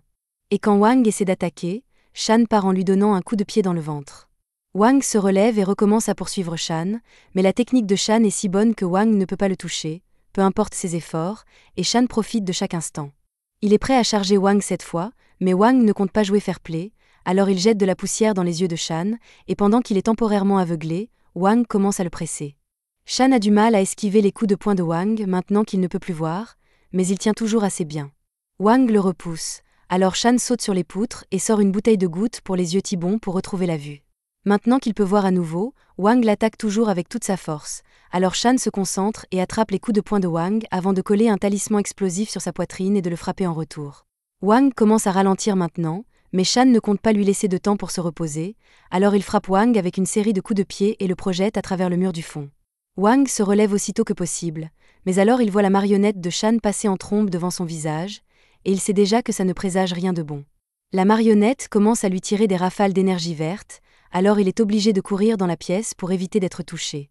Finalement, il parvient à s'approcher suffisamment de la marionnette pour l'assommer, mais il a été distrait si longtemps que Shan a pu se faufiler derrière lui. Wang se retourne instinctivement juste au moment où Shan lui assène un coup de poing, mais le coup est si dévastateur qu'il crache une giclée de sang. Shan est très satisfait de lui, mais il réalise alors qu'il a commis une erreur fatale. Il a laissé Wang attraper ses cheveux. Il commence à se débattre pour libérer ses cheveux des mains de Wang, mais Wang a déjà un sourire diabolique parce qu'il sait ce qu'il s'apprête à faire à Shan. Wang enroule alors les cheveux de Shan autour de sa main, et pour ajouter du mépris, il crache dans sa main avant de frapper Shan avec un coup de poing qu'il envoie voler à travers la pièce. Wang tient toujours une mèche de cheveux de Shan dans sa main, alors il est satisfait de son coup, mais il se rappelle alors que Shan est une personne ordinaire, alors un coup de poing à pleine puissance pourrait l'avoir tué. Wang regarde le corps de Shan avec inquiétude, mais bien qu'il ait subi beaucoup de dégâts, Shan est toujours en vie.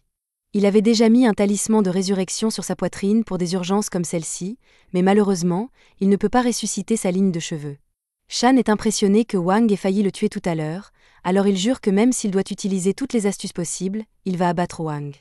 D'abord, il utilise une crème capillaire Tipen pour faire repousser ses cheveux, puis il couvre son corps de toutes sortes de talismans améliorés pour se donner un énorme boost de puissance. Avec sa nouvelle puissance, il commence à foncer sur Wang et à l'enchaîner de coups dans la pièce. Wang fait de son mieux pour riposter, mais dès qu'il lance un coup de poing, Shan colle cette talisman sur son bras, et soudain, Wang se sent beaucoup plus lent qu'avant. Shan colle ensuite un talisman explosif sur sa poitrine pour l'envoyer voler, et Wang tombe simplement du bâtiment à cause de ça.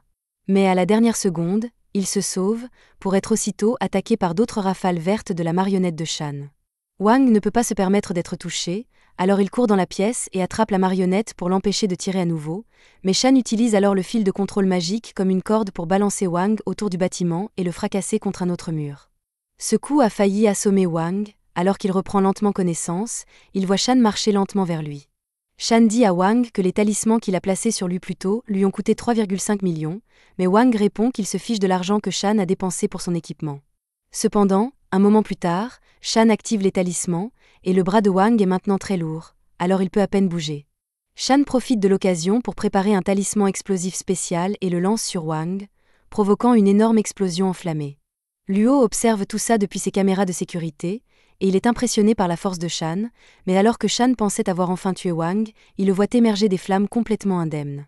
Il a réussi à sortir une pelle de son inventaire juste à temps pour se protéger de l'explosion, et Shan est furieux parce que ce talisman explosif lui a coûté une fortune. Il envoie à nouveau sa marionnette contre Wang et lui fait charger une énorme attaque, mais avant qu'elle ne puisse tirer, Wang utilise sa pelle pour la frapper en plein vol. Wang attrape ensuite la ficelle de contrôle, et comme il a toujours ses talismans de poids sur lui, il est bien trop lourd pour que Shan puisse tirer, alors il attire Shan vers lui et le frappe pour l'éloigner. Il joue ensuite au paddleball humain avec le corps de Shan jusqu'à ce qu'il le frappe si fort que la ficelle de contrôle se casse, et Shan s'écrase contre un mur. Ce coup lui a coupé le souffle, alors ce combat est pratiquement terminé, et Wang est soulagé d'avoir survécu. Il se dirige en boitant vers la dernière porte pour sauver Shen Yao, mais il est si épuisé qu'il peut à peine garder les yeux ouverts. Pendant ce temps, le majordome de Luo vient le voir et dit qu'ils doivent quitter le bâtiment immédiatement. Wang vient de vaincre Shan, et avec lui parti, Luo n'aura aucune chance si Shiku arrive maintenant. Cependant, Luo ne veut toujours pas partir.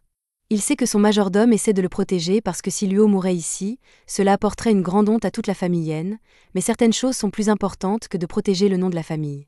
Le jour où Luo a perdu ses doigts à cause de Shiku, il a aussi perdu sa fierté, et il ne pourra pas vivre avec lui-même à moins de régler ça une fois pour toutes. De plus, il a toujours son atout, alors il est prêt à tout risquer pour se venger de Shiku. Au même moment, en bas, Wang entend un bip étrange, alors il se retourne et découvre que la gemme intermédiaire dans la marionnette de Shan a été piégée pour exploser. C'est la dernière tentative de Shan pour éliminer Wang, alors il saute du bâtiment pour sortir du rayon de l'explosion et utilise un talisman de gravité pour flotter. Une fois à une distance sûre, il active la bombe, mais à son grand désarroi, rien ne se passe. C'est alors que Wang saute après lui, et Shan ne peut pas supporter un autre combat acharné, alors il est obligé d'utiliser ses talismans explosifs pour le tenir à distance. L'explosion dévie Wang, mais il s'accroche à une grue voisine et l'utilise pour revenir vers Shan. Pendant ce temps, Shan jette une poignée de talismans de gravité sur des débris tombants et en utilise un comme plateforme tout en lançant les autres sur Wang. Wang finit par tomber dans les airs jusqu'à atterrir brutalement sur l'un des rochers, alors Shan place des talismans explosifs sur un autre rocher et le lance sur Wang, mais au moment où il déclenche l'explosion, Wang sort sa pelle et l'utilise pour placer le rocher sous ses pieds. Le rocher explose alors et propulse Wang droit sur Shan, alors Shan commence à ramener les autres débris explosifs pour éliminer Wang. Et ça marche, car Wang est assommé par l'explosion, mais alors il voit une vision de Shen Yao, et il se rappelle qu'il se bat pour la sauver. Il se réveille soudain et, avec toute la puissance qui lui reste, frappe Shan directement dans le sol sans se soucier de sa sécurité. Shan n'a aucune chance de se relever de ça, et franchement, Wang serait probablement mort aussi, mais à la dernière seconde, le système l'a tiré dans l'espace cube, alors il est toujours en un seul morceau. Wang finit par se réveiller, et la seule chose à laquelle il pense est la sécurité de Shen Yao. Le système l'informe que l'énergie de Shan a soudainement disparu au moment de l'impact, alors il est possible qu'il se soit téléporté pour se sauver, ne laissant que ses vêtements. C'est énervant que Shan soit toujours en liberté, mais Wang n'a pas le temps de s'en inquiéter parce qu'il doit encore s'assurer que Shen Yao va bien. Il retourne dans le bâtiment, et quand il arrive au dernier étage, il commence à appeler Shen Yao. En cherchant, il trouve Yuan recroquevillé dans un coin, et il se rappelle que tout ça a commencé à cause de Yuan, alors il le menace de l'achever si Shen Yao est blessé de quelque manière que ce soit.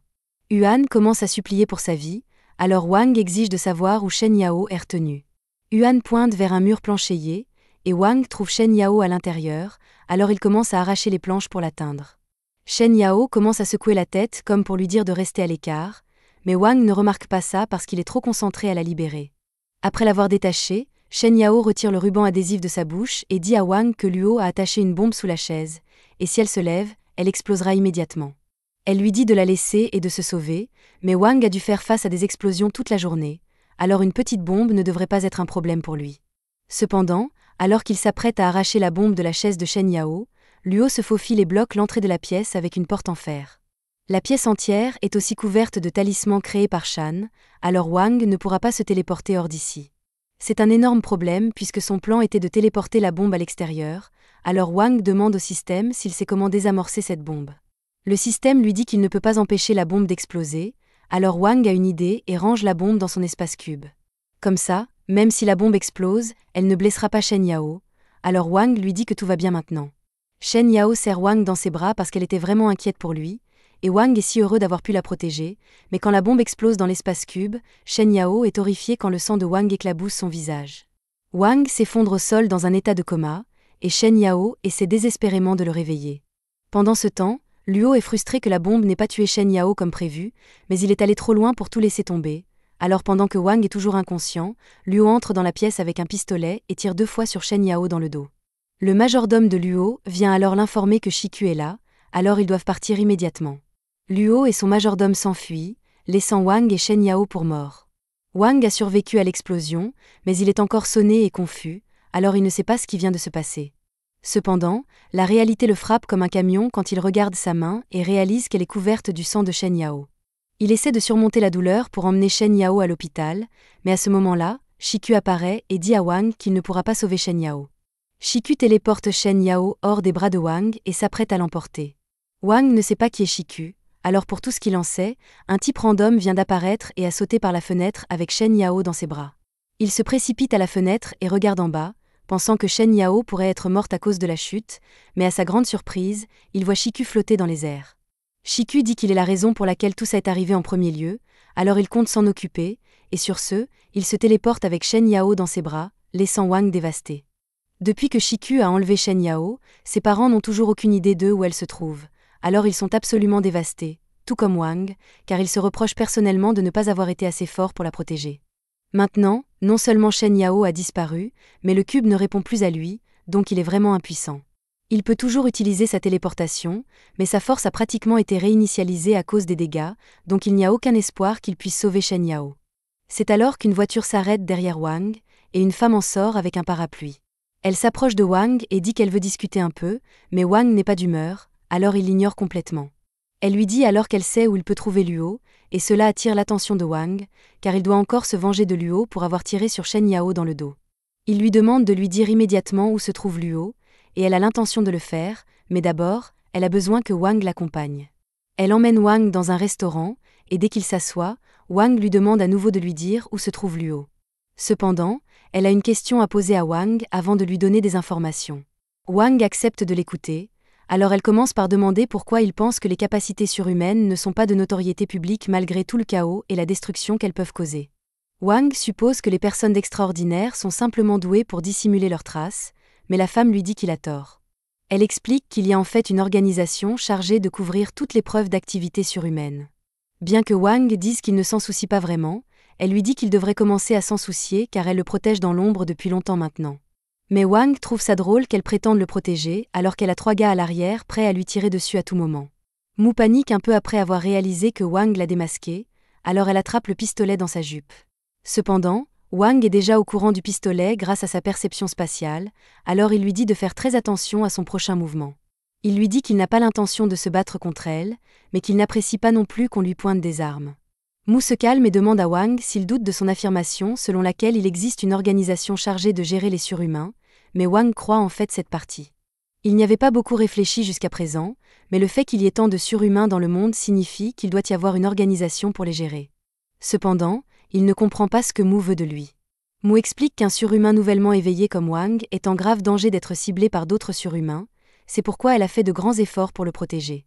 Mais en échange, elle aimerait qu'il lui rende l'appareil et l'aide un peu.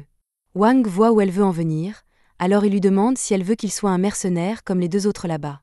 Après avoir analysé les niveaux de puissance, Wang réalise qu'ils sont en dessous du rang C, donc ils sont loin de lui en termes de force.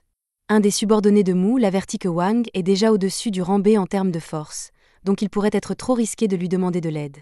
Elle est consciente des risques, mais Wang serait un atout précieux, alors elle lui dit qu'il a juste besoin d'accomplir 3 missions pour elle, et ensuite elle lui donnera les informations sur Luo.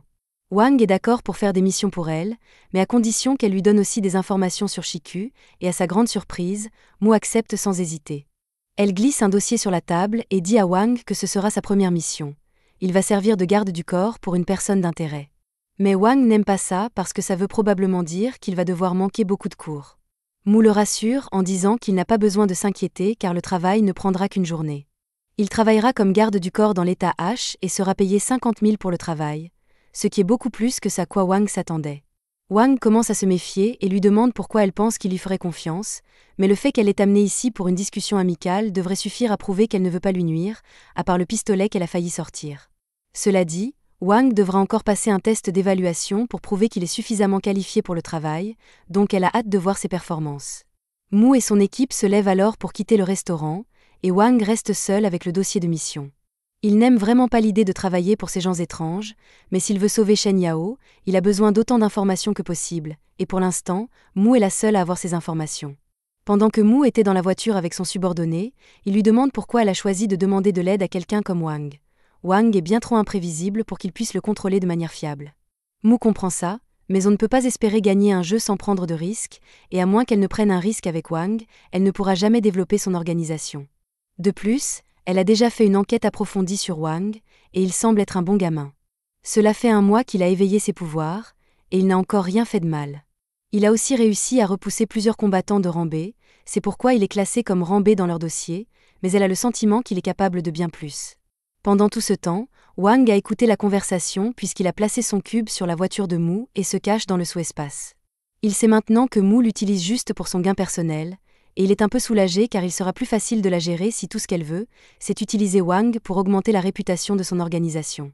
Cependant, alors qu'il continue d'écouter, il entend le subordonné de Mu lui demander si elle a vraiment l'intention de donner à Wang toutes les informations qu'ils ont sur Luo, car si les gens découvrent qu'ils ont divulgué de telles infos, ça pourrait leur causer des problèmes.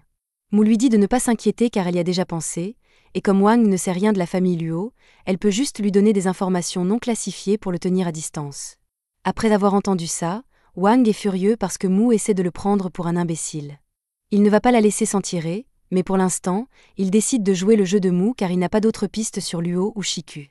Le lendemain, Wang se rend à l'endroit pour son évaluation, mais il commence à être confus car le GPS que Mu lui a donné la conduit à une forêt au hasard. Il commence à se demander s'il est perdu, mais alors il aperçoit une maison cachée parmi les arbres, et en s'approchant, la porte d'entrée s'ouvre pour lui. À l'intérieur du manoir, plusieurs autres combattants sont déjà rassemblés, et ils sont tous là pour leur évaluation, tout comme Wang. Quelques minutes après son arrivée, un homme se place devant tout le monde et leur dit que l'évaluation va commencer.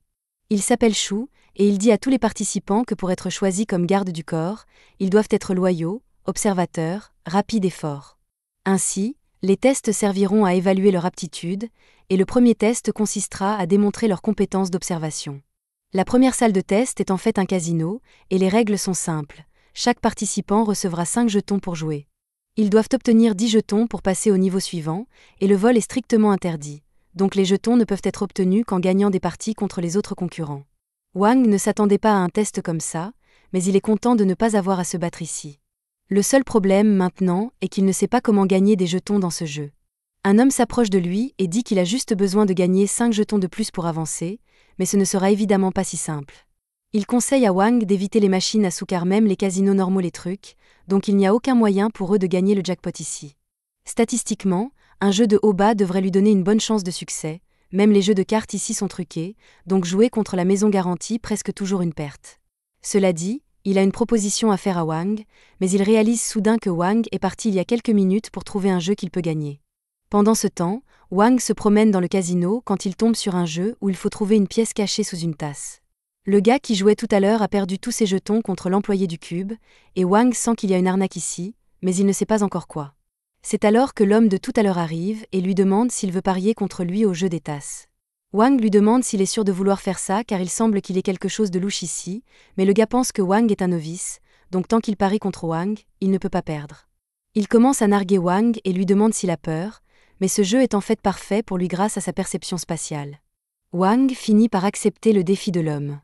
Il jette tous ses jetons sur la table et dit qu'il mise tout, donc l'homme fait de même, pensant qu'il va gagner tous les jetons de Wang. L'autre gars fait de son mieux pour suivre les tasses des yeux, mais quand la dame a fini de les mélanger, Wang sourit parce qu'il a enfin compris l'arnaque.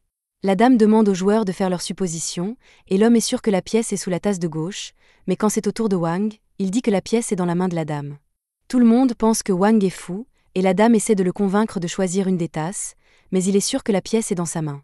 Elle déplace alors la pièce de sa main gauche à sa main droite sans que personne ne remarque, pour essayer de piéger Wang, mais il ne tombera pas dans un piège aussi grossier, alors il lui demande d'ouvrir ses mains et de montrer à tout le monde. La dame ne peut plus le cacher, Donc elle est obligée de révéler que la pièce est vraiment dans sa main, faisant de Wang le gagnant du pari. Techniquement, la dame n'a enfreint aucune règle car tricher n'est pas interdit, mais l'homme est sûr d'avoir vu une pièce sous la tasse de gauche, donc il est toujours très confus. Après y avoir réfléchi un peu plus, il réalise soudain ce qui a dû se passer. La dame avait 2 pièces dans sa main au départ et n'en a mis qu'une dans la tasse. Ensuite, après que l'homme ait fait sa supposition, une trappe s'est ouverte sous la tasse pour cacher la pièce. Il pousse la dame de côté et commence à chercher la trappe sur la table, mais il ne trouve rien, et comme il n'a aucune preuve, la dame lui dit d'accepter sa défaite. Il n'arrive pas à croire qu'il soit tombé dans un piège aussi simple, et il est encore plus choqué qu'un gars aussi banal que Wang ait pu le démasquer. Après ça, Wang passe le reste des tests assez facilement, donc à la fin de l'évaluation, lui et quelques autres candidats sont sélectionnés pour devenir garde du corps pour la mission. Une fois tous rassemblés, ils sont présentés à l'homme qui a organisé tout cela, Monsieur Piao. Il félicite tout le monde pour avoir qualifié pour devenir ses gardes du corps et est sûr qu'avec eux autour, le banquet va être très intéressant. Il n'a rien de plus à dire, alors il dit à son assistante, Su, de donner à tous les termes et conditions. Su explique qu'il y aura d'autres incitations en plus du paiement de base de 3 millions, mais Wang est choqué d'entendre cela puisqu'on lui avait dit qu'il ne serait payé que 50 000. Il demande à Su s'il est sérieux au sujet des 3 millions, et Su explique que le paiement avancé a déjà été envoyé à son agent, Mu-Yuqin, donc en gros, Wang s'est fait arnaquer dur.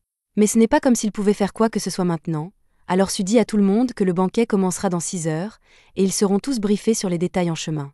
Pendant le trajet en voiture, une femme nommée Jasmine remet à Wang et à l'un des autres gardes du corps un dossier rempli d'informations confidentielles. Le Ruger banquet, auquel ils se rendent, aura lieu dans l'étage sur Terre et implique 7 missions. L'une de ces missions est une vente aux enchères, et dans cette vente aux enchères, il y a un article particulier que Piao recherche. Jasmine montre une photo d'un ancien masque et leur dit que leur travail est d'aider Piao à acquérir ce masque à tout prix. En parcourant le dossier, Wang repère quelque chose qui attire son attention, alors il demande à Jasmine si elle sait ce que c'est. Elle lui dit que la photo est de l'essence d'obsidienne. À l'époque où Wang a simplement détruit le cube, la dernière chose que le système lui a dite avant de se taire était qu'il devait acquérir quelque chose avec obsidienne dans son nom. Wang ne peut pas être sûr que l'essence d'obsidienne est ce dont le système parlait, mais si cela s'avère correct, alors il pourrait peut-être récupérer le système. Juste à ce moment-là, Wang est frappé par un terrible mal de tête, alors Jasmine lui demande s'il va bien. Mais Wang lui dit qu'il n'y a rien qui ne va pas et retourne lire le dossier. Il a peut-être été arnaqué par Mu sur le paiement pour cette mission, mais si cela lui permet de mettre la main sur le masque d'obsidienne, alors cela pourrait valoir son temps. Et après cela, Wang ira directement après Luo pour lui faire payer ce qu'il a fait à Shen Yao.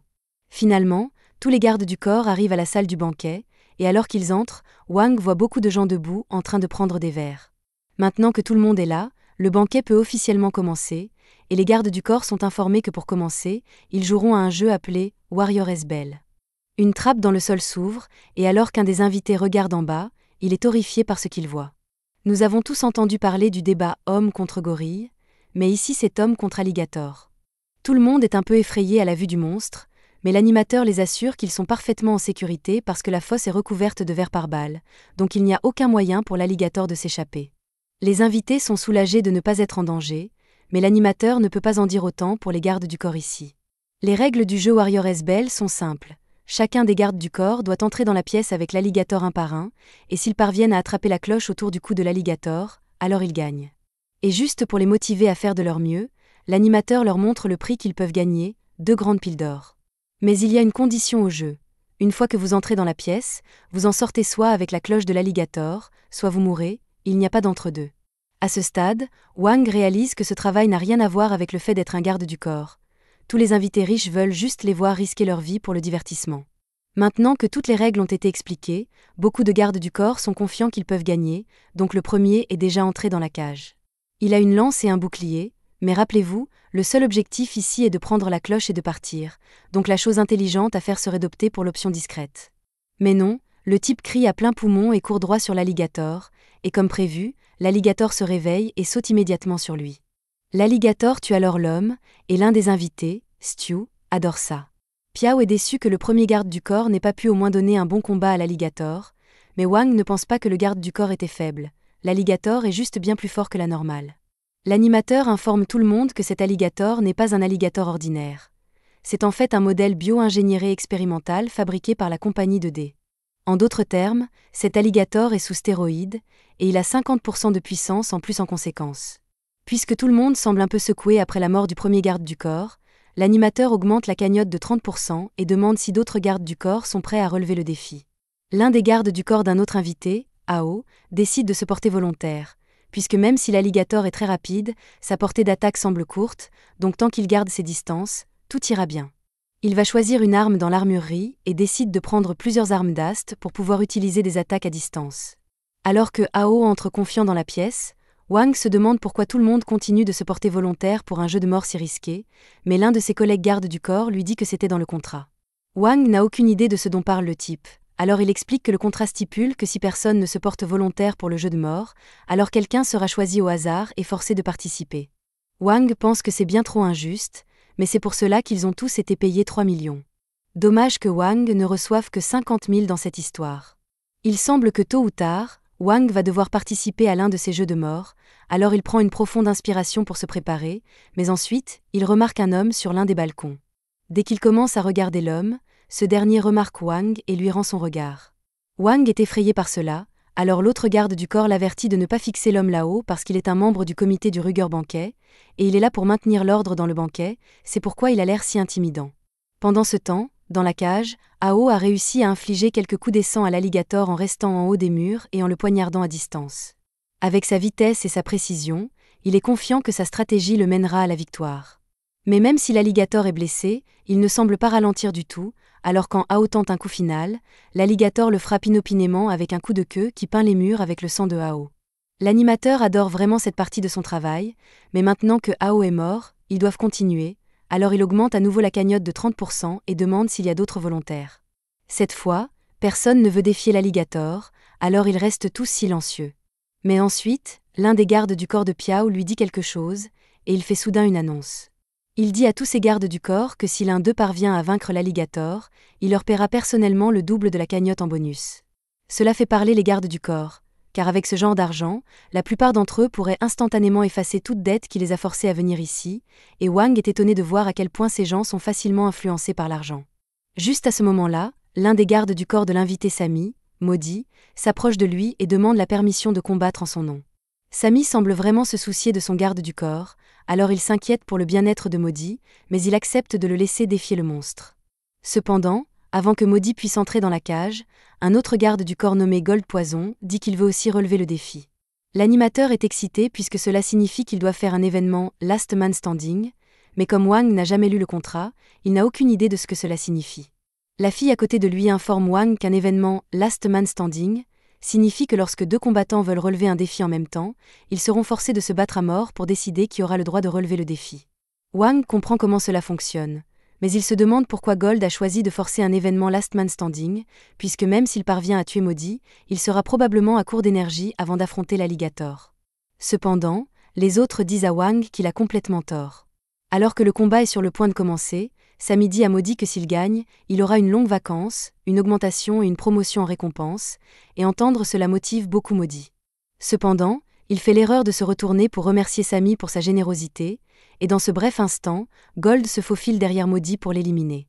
Gold mord le cou de Maudit et est en train de le vider de son sang. Une fois que Gold a fini, il lève les yeux et se moque de Sami, lui disant qu'il semble que Maudit ne pourra plus profiter de ses vacances.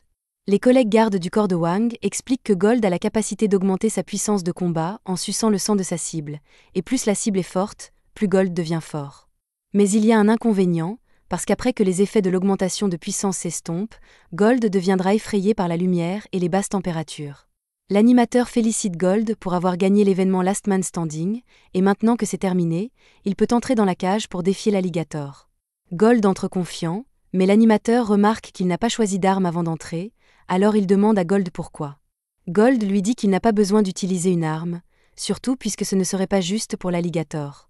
Dès que l'alligator repère Gold, il commence à courir vers lui, mais alors qu'il essaie de mordre, Gold saute hors de portée et atterrit sur sa bouche.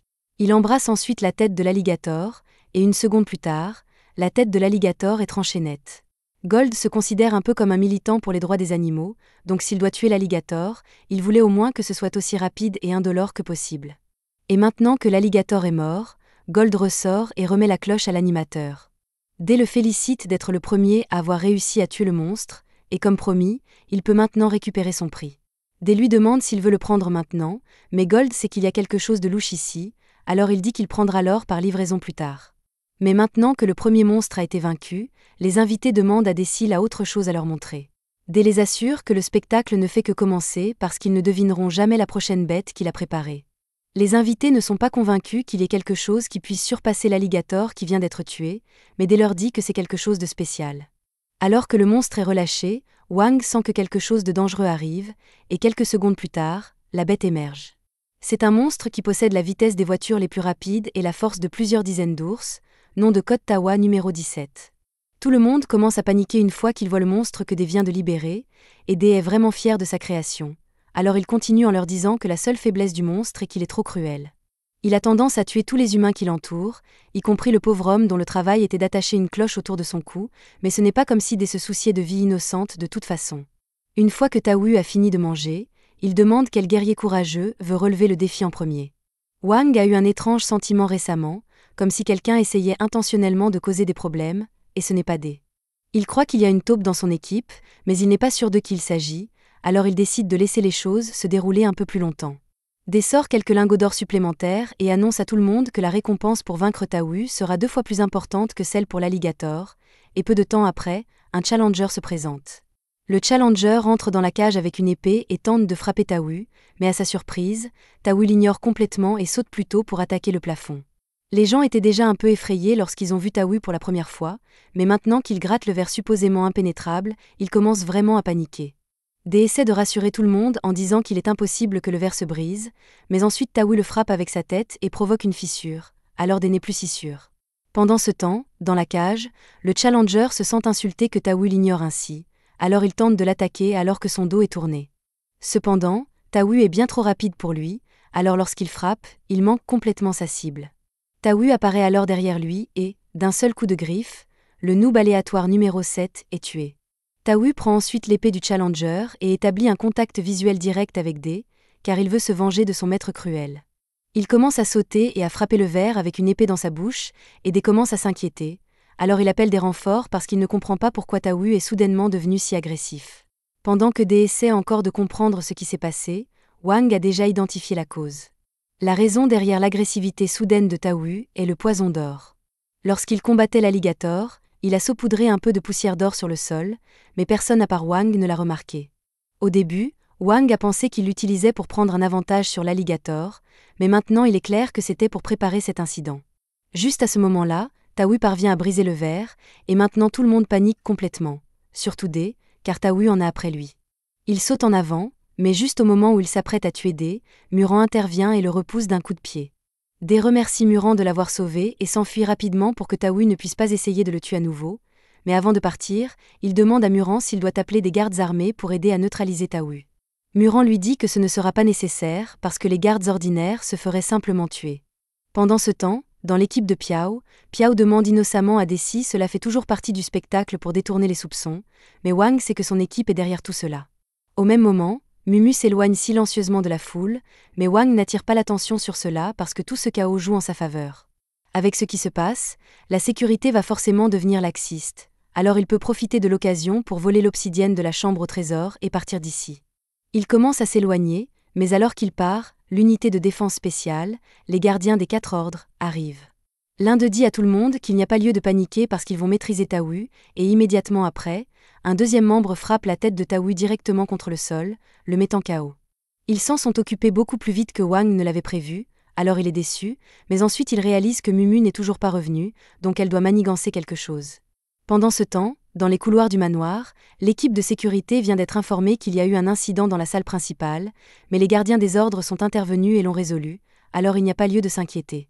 Juste à ce moment-là, les lumières s'éteignent dans les couloirs, mais les gardes n'y prêtent pas trop attention et supposent simplement qu'il y a un problème de câblage. Quelques instants plus tard, l'un des gardes entend un bruit derrière lui, alors il va vérifier, mais alors qu'il le fait, Mumu assomme son partenaire, et une seconde plus tard, l'assomme également. Elle enferme ensuite les 2 gardes dans un placard de stockage et part pour continuer sa mission, mais elle ne peut pas laisser les caméras de sécurité la repérer, alors elle appuie sur un bouton qui interrompt temporairement le flux de sécurité, lui permettant de passer inaperçue. Elle descend ensuite dans une gaine d'ascenseur, et une fois en bas, elle force les portes à main nue. Il y a une deuxième porte à franchir, mais celle-ci nécessite une analyse biométrique, Alors elle enfile un gant avec de fausses empreintes digitales et l'utilise pour tromper le scanner et obtenir l'accès à la chambre au trésor. Cependant, malgré toute la prudence dont elle a fait preuve jusqu'à présent, elle se fait quand même attraper par l'un des gardiens des ordres. Il n'y a aucun moyen pour elle de se sortir de cette situation, alors elle dégaine son épée et se prépare à combattre. Le gardien des ordres lève également ses lames, et alors qu'ils s'affrontent, Mumu a du mal à prendre l'avantage. À un moment donné, elle manque de se faire trancher, mais elle parvient à esquiver à la dernière seconde, bien qu'elle perde son chapeau dans l'action. Juste à ce moment-là, l'un des gardes ordinaires se faufile derrière elle et s'apprête à tirer, mais Mumu n'est pas assez négligente pour se faire surprendre par un homme ordinaire avec un pistolet, alors elle lui arme le pistolet des mains et l'envoie valdinguer. Elle remarque ensuite un autre garde qui s'approche d'elle, alors elle prend le corps inconscient du premier garde et le lance sur le deuxième avant de les envoyer tous les deux au sol d'un coup de pied. Cela devrait les occuper pour l'instant, mais Mumu était tellement concentrée sur eux qu'elle a oublié le gardien des ordres, et il s'apprête à la poignarder par derrière, mais à la dernière seconde, Wang attrape son bras. Mumu est surprise et demande à Wang ce qu'il fait ici parce qu'il ne faisait pas partie de ce plan, mais Wang prétend simplement ne pas savoir de quoi elle parle. Juste à ce moment-là, le gardien des ordres essaie de frapper Wang, mais Wang est bien plus fort que lui, alors il attrape simplement le bras du gardien des ordres et le brise tout en le mettant KO. Il est surpris qu'un faiblard de niveau C ait pensé que c'était une bonne idée de se battre seul, mais Mumu est encore plus surprise que Wang pense que le niveau C est faible.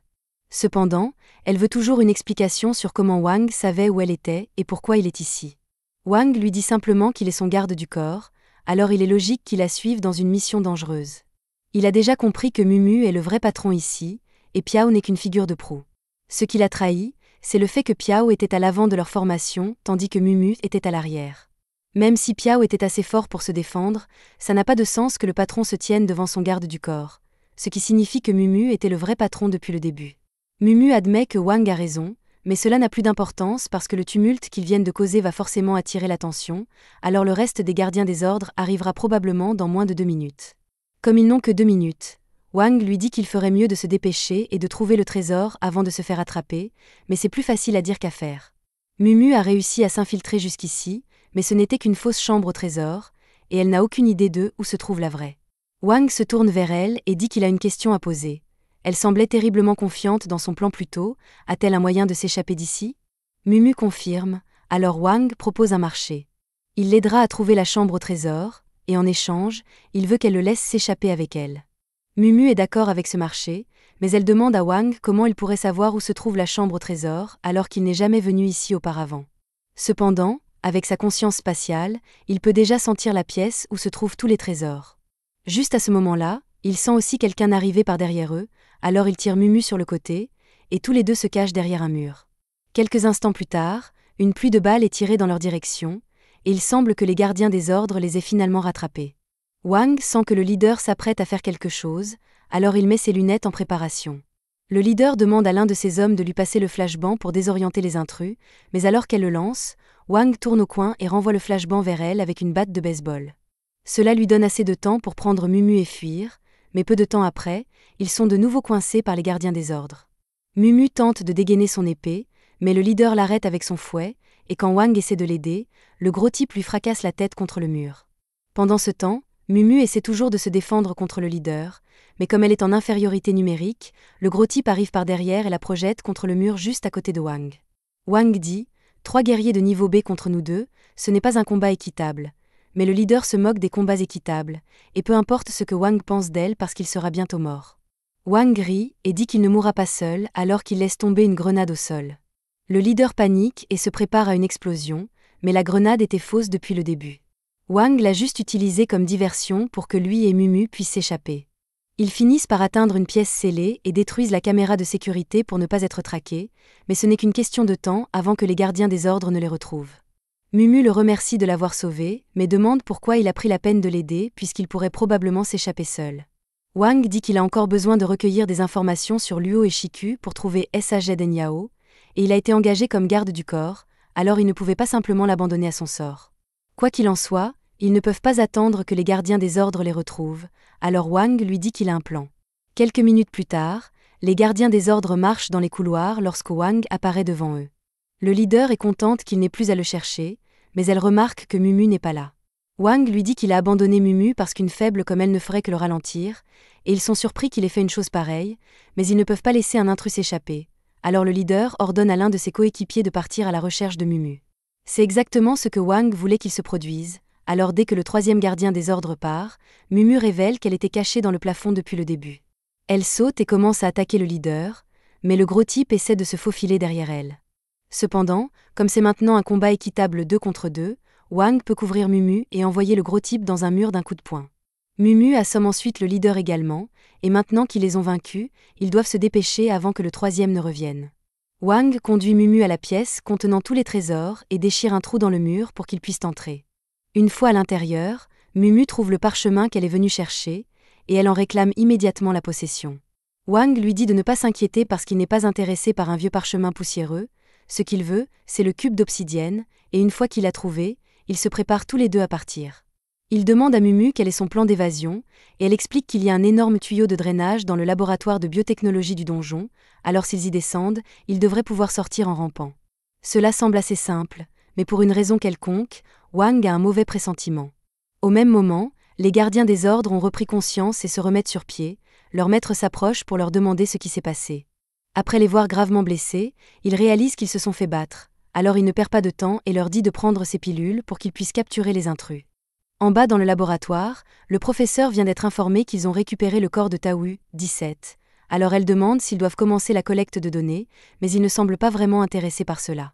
Tawu était une expérience ratée dès le départ, donc le professeur ne voit aucune raison de se donner la peine de recueillir des données. Les seuls sujets de test qui en vaudraient la peine pour lui sont les humains. Au même moment, le personnel de sécurité de l'étage B2 a été informé que Wang et Mumu se dirigeaient de leur côté, alors ils se rassemblent autour de l'ascenseur et se préparent à leur tirer dessus à vue.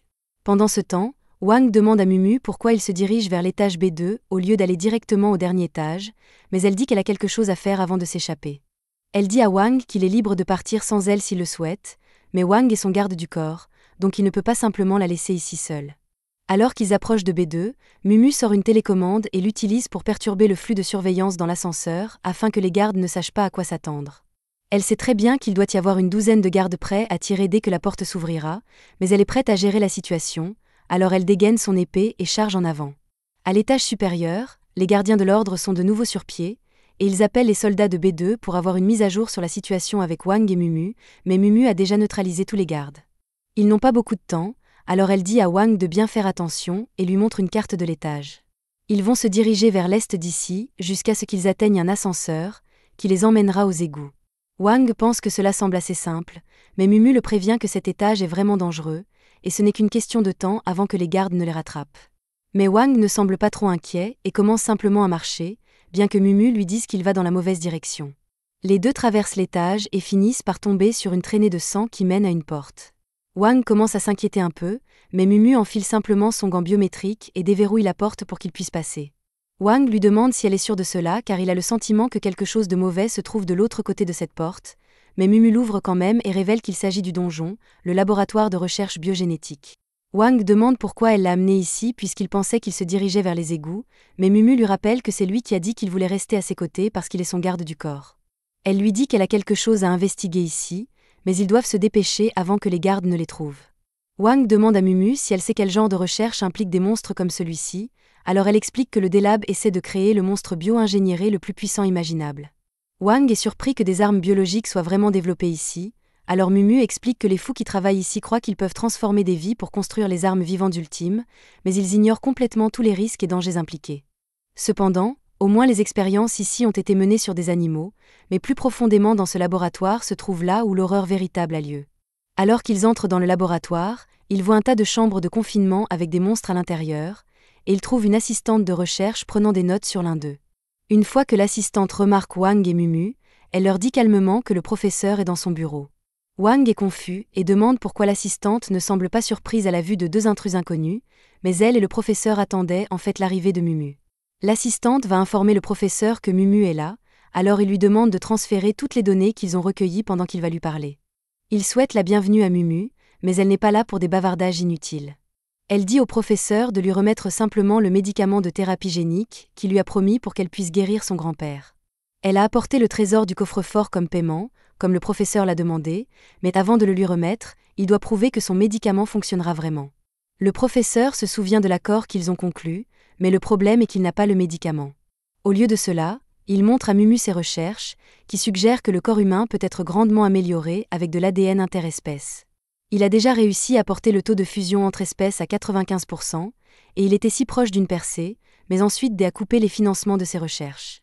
Mumu demande pourquoi D a arrêté les recherches du professeur si elles étaient si prometteuses, et le professeur dit que c'était une question de droits humains ou d'éthique, mais il se moque de tout cela. La seule chose qui compte pour lui, ce sont ses expériences humaines et atteindre le sommet de la biologie. Wang est choqué d'apprendre que le professeur utilise des humains comme sujet de test pour ses expériences, mais le professeur n'y voit rien de mal. En fait, il appelle cela un sacrifice nécessaire dans la poursuite d'une plus grande connaissance. Une fois ses recherches terminées, il pourra éliminer tous les problèmes biologiques, y compris le vieillissement et la maladie. Alors qui se soucie s'il expérimente sur quelques humains pour y parvenir ? En fait, il y a plusieurs autres scientifiques qui font les mêmes recherches que lui, mais aucun n'a atteint le même niveau de résultat. Mumu en a assez du discours fanatique du professeur, alors elle le pousse contre la vitre et lui dit de lui remettre simplement le médicament qui sauvera son grand-père. Cependant, le professeur lui dit qu'il n'a pas encore préparé le médicament, mais si elle lui donne le trésor, alors il pourra obtenir le financement nécessaire pour poursuivre ses recherches, et avec juste quelques expériences humaines de plus, il devrait pouvoir produire le médicament qu'elle veut, mais ce n'était pas l'accord. Alors Mumu commence à frapper le professeur. Elle était prête à travailler avec un salaud, comme lui si cela signifiait sauver son grand-père, mais maintenant il lui dit qu'il ne peut pas tenir sa part du marché, et il s'attend toujours à ce qu'elle lui remette le trésor. Elle lève son épée et s'apprête à tuer le professeur, mais ensuite l'assistante du professeur pointe un pistolet sur elle et ordonne à Mumu de le lâcher, ou elle tirera. Un pistolet n'est pas une grande menace pour Mumu, mais après avoir entendu l'assistante l'appeler une vermine insignifiante gênant les recherches du professeur, Mumu lâche le professeur juste pour pouvoir frapper l'assistante. Mumu réalise qu'elle était stupide de mettre ses espoirs dans le professeur, mais heureusement, elle a encore un autre plan pour sauver son grand-père. Elle prévoit de détruire ce laboratoire en sortant pour mettre fin aux recherches du professeur. Mais pendant qu'elle dit tout cela, Wang sent de l'énergie s'accumuler dans sa poitrine, et quelques instants plus tard, il est aspiré dans son cuspès. Mumu demande à Wang de l'aider à détruire le laboratoire, mais ensuite elle se retourne et est choquée de voir que Wang n'est plus là. Elle ne sait pas où il est allé, alors elle pense qu'il a peut-être abandonné pour s'échapper seul, et cela l'énerve. Mais cela signifie juste qu'elle devra détruire le laboratoire seule. Alors que Mumu s'éloigne, le professeur la supplie de ne pas faire cela parce que ce laboratoire est l'œuvre de sa vie, et toutes ses expériences sont pratiquement comme ses enfants. Mais Mumu se moque complètement de ce que ressent le professeur concernant ses expériences. Pendant ce temps, dans le cube de Wang, il découvre que le système est enfin de nouveau en ligne. Il vient de finir d'absorber l'essence d'obsidienne, et cela lui a donné assez d'énergie pour redémarrer, et Wang est content d'entendre à nouveau sa voix. Le système l'informe que l'énergie de l'obsidienne a aussi amélioré la capacité de Wang, donc la taille de la zone de stockage du cube a augmenté à 5 mètres, et il peut se téléporter 2 fois plus loin qu'avant. Il a aussi une nouvelle capacité appelée Divine Bestow, qui lui permet de partager temporairement ses pouvoirs, y compris la téléportation, avec une autre personne. De retour dans l'installation, Mumu vient de libérer toutes les expériences que le professeur a créées, en espérant qu'elles vont ravager l'installation, et son plan fonctionne vraiment bien, parce que pendant que les gardiens de l'ordre approchent, ils sont envahis par des chauves-souris mutantes. Le leader demande à Zuge de faire quelque chose contre les chauves-souris puisque les soldats ne peuvent clairement pas les gérer, alors Zuge utilise ses pouvoirs de feu pour les réduire en cendres. Le leader reconnaît ces chauves-souris comme celles du laboratoire du professeur, mais elle n'a aucune idée de comment elles ont réussi à sortir de leur cage. Juste à ce moment, Simone sent un niveau de pouvoir anormal venant de quelque part dans l'usine, alors le leader dit à tout le monde qu'il doit faire attention. Cependant, Zuge ne pense pas qu'il y ait de quoi s'inquiéter puisqu'il est confiant de pouvoir vaincre n'importe quel monstre qui les attaque. Il propose même de mener la voie, mais quelques secondes plus tard, le lézard tombe sur lui depuis le plafond, et avant même qu'il puisse utiliser ses pouvoirs de feu, Zuge se fait arracher la gorge et son corps est mutilé. Le leader est horrifié de voir son ami brutalement tué, alors elle ordonne aux soldats de tirer sur le lézard, mais le lézard a une peau très résistante, donc les balles ne font pas beaucoup de dégâts. Le lézard s'attaque ensuite à l'un des soldats, mais avant qu'il ne puisse lui arracher le visage, le leader le retient avec son fouet, et pendant qu'elle le maintient, elle demande à Simone de s'en occuper. Simone est plus qu'heureuse d'aider, alors une fois qu'elle attire le lézard, elle l'aligne et lui transperce la poitrine d'un coup de poing. Pendant ce temps, Mumu se dirige vers la sortie, mais lorsqu'elle tourne au coin, elle est choquée de voir un cul-de-sac. Selon sa carte, il devrait y avoir un chemin menant aux égouts ici, mais avant qu'elle ne puisse comprendre comment le chemin a été bloqué, elle est attaquée par les gardiens de l'ordre restants. Elle parvient à parer l'attaque, mais sans Wang ici, Mumu est en sérieux désavantage puisqu'ils sont 2 contre 1. Le leader demande à Mumu si elle a des derniers mots avant qu'il ne la tue, mais elle reste silencieuse et prépare son épée pour le combat. Le leader fait le premier mouvement, et Mumu fait de son mieux pour contrer toutes ses attaques, mais finalement, le leader parvient à enrouler son fouet autour du bras de Mumu. C'est pratiquement fini pour Mumu parce que le fouet a un effet paralysant une fois qu'on est pris dedans. Maintenant Mumu ne peut plus bouger, alors Simon court et la frappe de toutes ses forces. Mumu a réussi à survivre à ce premier coup, mais dans son état actuel, il n'y a aucun moyen qu'elle survive au deuxième. Avant de tuer Mumu, le leader la remercie d'avoir détruit le laboratoire du professeur parce qu'elle le détestait sincèrement. La vérité est que les gardiens de l'ordre ont tous été kidnappés enfants et expérimentés par le professeur. En conséquence, Simon est resté aveugle, et les autres ont dû souffrir une douleur inimaginable pour survivre. Même ainsi, Mumu leur dit que leur souffrance n'est pas une excuse pour les horribles choses qu'ils ont faites, mais le leader dit qu'elle n'a pas le droit de dire ça quand elle a pu vivre une enfance heureuse, contrairement à eux. Elle dit ensuite à Simone de finir Mumu, mais avant qu'il ne puisse donner son coup, Wang se téléporte et assomme Simone. Il demande à Mumu si elle va bien, mais Mumu est vraiment énervée parce qu'elle a failli se faire battre à mort sans lui. Le leader est vraiment confuse et demande à Wang comment il a réussi à arriver ici, mais au lieu de répondre à sa question, Wang la prévient qu'il sent une horde de monstres approcher. Le leader se retourne alors et trouve 2 lézards la fixant, alors elle dit à Wang qu'ils vont devoir travailler ensemble pour battre ces monstres. Cependant, Wang attrape simplement Mumu et se téléporte hors de là, alors elle est seule. Wang et Mumu sont maintenant dans les égouts, alors Mumu lui demande comment il a fait cela, mais Wang ne veut pas révéler son aptitude spéciale, alors il dit que c'est un secret. Mumu décide de ne pas insister, mais ils doivent vraiment partir le plus vite possible, alors elle enfile une combinaison de plongée qu'elle avait cachée il y a un moment et se prépare à partir. Wang lui demande si elle en a apporté une pour lui aussi, mais Mumu dit qu'il peut simplement utiliser son aptitude secrète pour sortir seul. Cependant, avant qu'ils ne puissent partir, ils sont confrontés au maître de la déorganisation, et sa puissance de combat est vraiment élevée, alors le système le prévient de faire attention. Il s'appelle Li Leka, et il attendait que Momo arrive car il connaissait son plan. Wang demande au système qui est ce type, car il ne l'a pas du tout senti approcher, et le système l'informe que Li est beaucoup plus fort que Wang, et qu'il ne devrait donc pas s'engager. D'après les informations de Momo, Li était censé être à l'étranger pour une mission d'assassinat, mais il y a environ 1 mois, il a découvert que quelqu'un volait des informations sur l'organisation. Il était donc impatient de voir de qui il s'agissait, car il pensait pouvoir combattre un adversaire puissant, mais il est déçu de voir qu'il ne s'agit que de 2 gamins faibles. Momo panique intérieurement, car elle ne sait pas quoi faire lorsque Li s'approche d'elle. Il avait initialement prévu de tuer les intrus et d'en finir, mais 2 de ses subordonnés viennent de mourir, alors il propose de laisser Momo en vie si elle devient son nouveau sujet de test. Cependant, avant que Li ne puisse s'emparer de Momo, Wang lui saisit la main pour l'en empêcher. Il tente ensuite de poignarder Li avec une dague, mais ce dernier la bloque avec son bras et transforme sa main en hache pour riposter. Le surnom de Li dans l'organisation est Iron Fist, mais Momo ne pensait pas qu'il aurait littéralement du fer dans ses poings. Wang a du mal à se défendre contre Li, Momo veut donc l'aider et tente de viser l'autre main de Li. Cependant, Li l'a vu venir et s'est disloqué le coude pour plier son bras dans le dos et éviter son coup. Momo ne s'attendait pas à ce qu'il soit capable de bouger ses articulations de façon aussi étrange, mais sa petite attaque surprise a énervé Li, qui repousse Wang d'un coup de pied et tourne son attention vers elle. Elle recule, mais elle sait qu'elle ne pourra pas échapper à Li. Il dit qu'il va prendre plaisir à la tuer, mais avant qu'il ne puisse faire quoi que ce soit, Wang se téléporte derrière lui et donne un coup de pied au visage de Li. Li ne s'attendait pas à cela, mais il se reprend rapidement et attrape la jambe de Wang alors qu'il est encore en l'air. Il se met alors à balancer Wang et à le plaquer au sol, mais au moment où il s'apprête à l'achever, Momo lance une dague sur Li pour le distraire. Elle tente ensuite une attaque sournoise, mais Li la voit venir à 1 kilomètre, et il esquive facilement son attaque. Wang tente de l'attaquer pendant que Li est concentré sur Momo, mais Li le voit encore une fois venir. Cependant, il ne s'attendait pas à ce que Wang se téléporte au milieu de l'attaque, il est donc pris au dépourvu et Wang parvient à l'égratigner au visage. Cela met Li un peu sur les nerfs car il ne peut pas prévoir les attaques de Wang lorsqu'il se téléporte. Il admet qu'il les a sous-estimées et demande à Wang si sa téléportation est une technique interdite, mais Wang refuse de répondre. Momo demande à Wang s'il pense qu'ils ont une chance contre Li, mais il n'y a aucune chance qu'ils y parviennent. Au mieux, Wang pense qu'ils pourraient survivre s'ils s'enfuyaient ensemble, mais ils auraient besoin d'une bonne distraction pour prendre de l'avance. Wang demande au cube d'utiliser sa compétence d'effusion divine pour transférer une partie de son énergie dans sa dague. Cependant, seuls 25% de l'énergie de Wang peuvent être imprégnés dans la dague pour le moment, et le système l'avertit que le risque d'explosion augmente de 60%.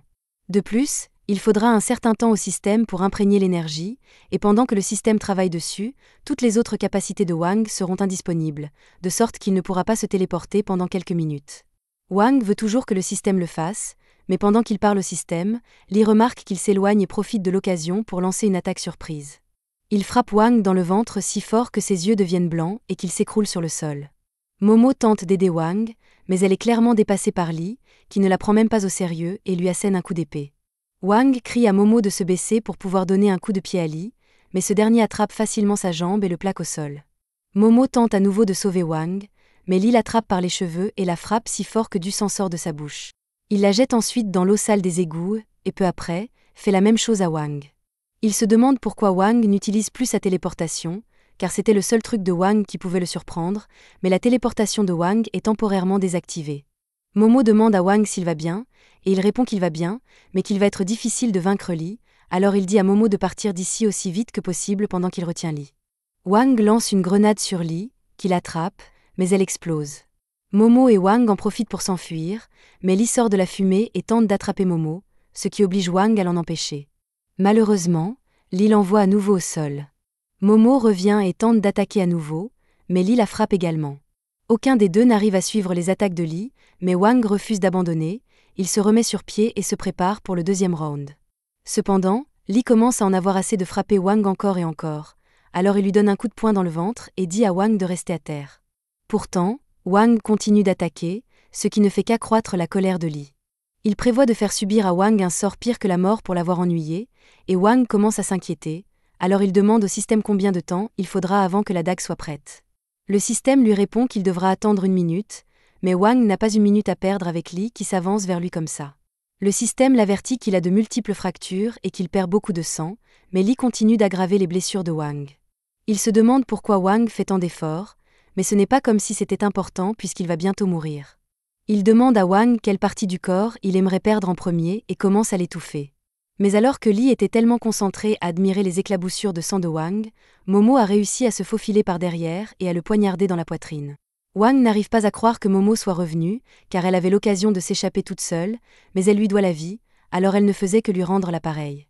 Elle commence à marcher vers Wang pour vérifier son état, mais tout à coup, le système avertit Wang que les signes vitaux de Lee sont toujours stables malgré le fait qu'il ait été empalé par une épée. Cela signifie qu'il va parfaitement bien, et Wang avertit Momo de s'éloigner de Lee immédiatement. Grâce à l'avertissement de Wang, Momo est capable d'esquiver juste au moment où Lee tente de l'atteindre, et elle essaie à nouveau de s'en prendre à Lee, mais il part parfaitement toutes ses attaques, et alors qu'elle est en l'air, il lui envoie une décharge d'énergie. Momo a été mise hors d'état de nuire, et bien que son attaque furtive n'ait pas fait grand-chose, Lee est tout de même impressionné qu'elle ait pu le blesser, alors il sort son épée et lui dit qu'il la tuera en utilisant sa propre lame. À ce moment-là, le système informe Wang que la fusion est terminée et que la dague a maintenant plus 3 agilités, plus 1 vitesse et un attribut de glace rare. Wang est heureux d'entendre cela, car il pourrait être capable de battre Lee avec une telle arme, mais le système lui dit alors que la fusion a échoué, et que la dague explosera dans 30 secondes. Wang commence par paniquer, mais il se rend compte qu'il peut utiliser cela en sa faveur, alors il se précipite sur Lee et le poignarde dans la paume. Bien sûr, cela ne fait pas beaucoup de dégâts, mais cela énerve suffisamment Lee pour qu'il donne un coup de poing à Wang plusieurs mètres plus loin dans le tunnel. Momo court après Wang pour voir s'il va bien, et Lee n'en revient pas que Wang ait sérieusement pensé qu'un petit poignard comme celui-ci suffirait à le vaincre. Il essaie de la retirer de sa main, mais à ce moment-là, la dague explose, libérant toute son énergie d'un seul coup et gelant Lee solidement. Momo est stupéfaite par ce qu'elle vient de voir, mais cela ne va pas retenir Lee bien longtemps, alors Wang lui dit qu'ils doivent courir. Momo ne comprend pas de quoi il parle puisque Lee est complètement gelé, mais Wang sait que Lee s'est retenu pendant tout ce temps, et que le fait d'être gelé va certainement le mettre suffisamment en colère pour qu'il se lance à corps perdu. Ils seront morts s'il parvient à les rattraper maintenant, alors Wang traîne Momo jusqu'à la bouche d'égout et lui dit de se dépêcher car c'est la seule issue possible. Momo lui demande comment il va s'échapper car elle est la seule à avoir une combinaison de plongée, mais Wang lui dit qu'elle n'a pas à s'inquiéter pour lui. Momo refuse de laisser Wang derrière elle parce qu'il a tant fait pour elle, mais si elle ne part pas rapidement, aucun d'entre eux ne pourra s'en sortir car Lee s'est détaché de la glace et court droit sur eux. Wang pousse Momo sur le bord du tunnel et se tourne vers Lee, mais il n'a pas encore abandonné car il a encore un tour dans son sac. Wang disparaît sous les yeux de Lee, qui n'arrive pas à croire qu'il a gaspillé toute sa transformation pour qu'il s'échappe quand même. Il jure que s'il revoit Wang ou Momo, il les pulvérisera, mais ce ne sera pas pour tout de suite, car Momo est déjà parti dans l'océan, et Wang est sur sa bouteille d'oxygène sous sa forme cubique. Quelques jours plus tard, Wang s'est remis de ses blessures, mais tout ce qui s'est passé dans les installations de Rudra lui semble encore un rêve. Il a vécu des choses qu'il n'aurait jamais pu imaginer auparavant, et il sait que ce cauchemar est loin d'être terminé. Pire encore, Il n'a pas réussi à retrouver Yao, Luo ou Shiku, et il a l'impression de tourner en rond. Wang finit par être retrouvé par Momo, qui l'entraîne dans une réunion avec elle.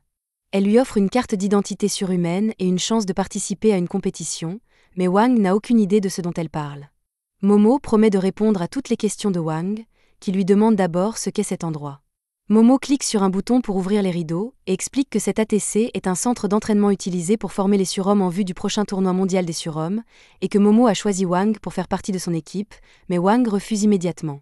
Momo n'arrive pas à croire qu'il la rejette si rapidement alors qu'il ne sait même pas de quoi il s'agit, mais Wang a eu affaire à suffisamment de surhommes pour savoir que ce ne sera pas une partie de plaisir. De plus, il dit qu'il doit retrouver quelqu'un, mais Momo est déjà au courant des recherches de Wang pour Shiku et Yao. Momo propose à Wang de lui donner quelques informations gratuites, en lui disant que Shiku a été le meilleur joueur du 43e tournoi des surhommes. Wang lui demande si elle sait où il se trouve, mais Shiku est extrêmement puissant et insaisissable. Il est donc impossible pour Wang de le trouver seul, même s'il savait où commencer à chercher. Mais s'il participait au tournoi avec elle, il aurait beaucoup plus de chances de trouver des indices sur Shiku. Sachant cela, Wang accepte de rejoindre l'équipe de Momo, à condition qu'elle fasse tout ce qui est en son pouvoir pour l'aider à retrouver Shiku. Momo est plus qu'heureuse d'accepter car cela signifie qu'elle a enfin assez de membres pour participer.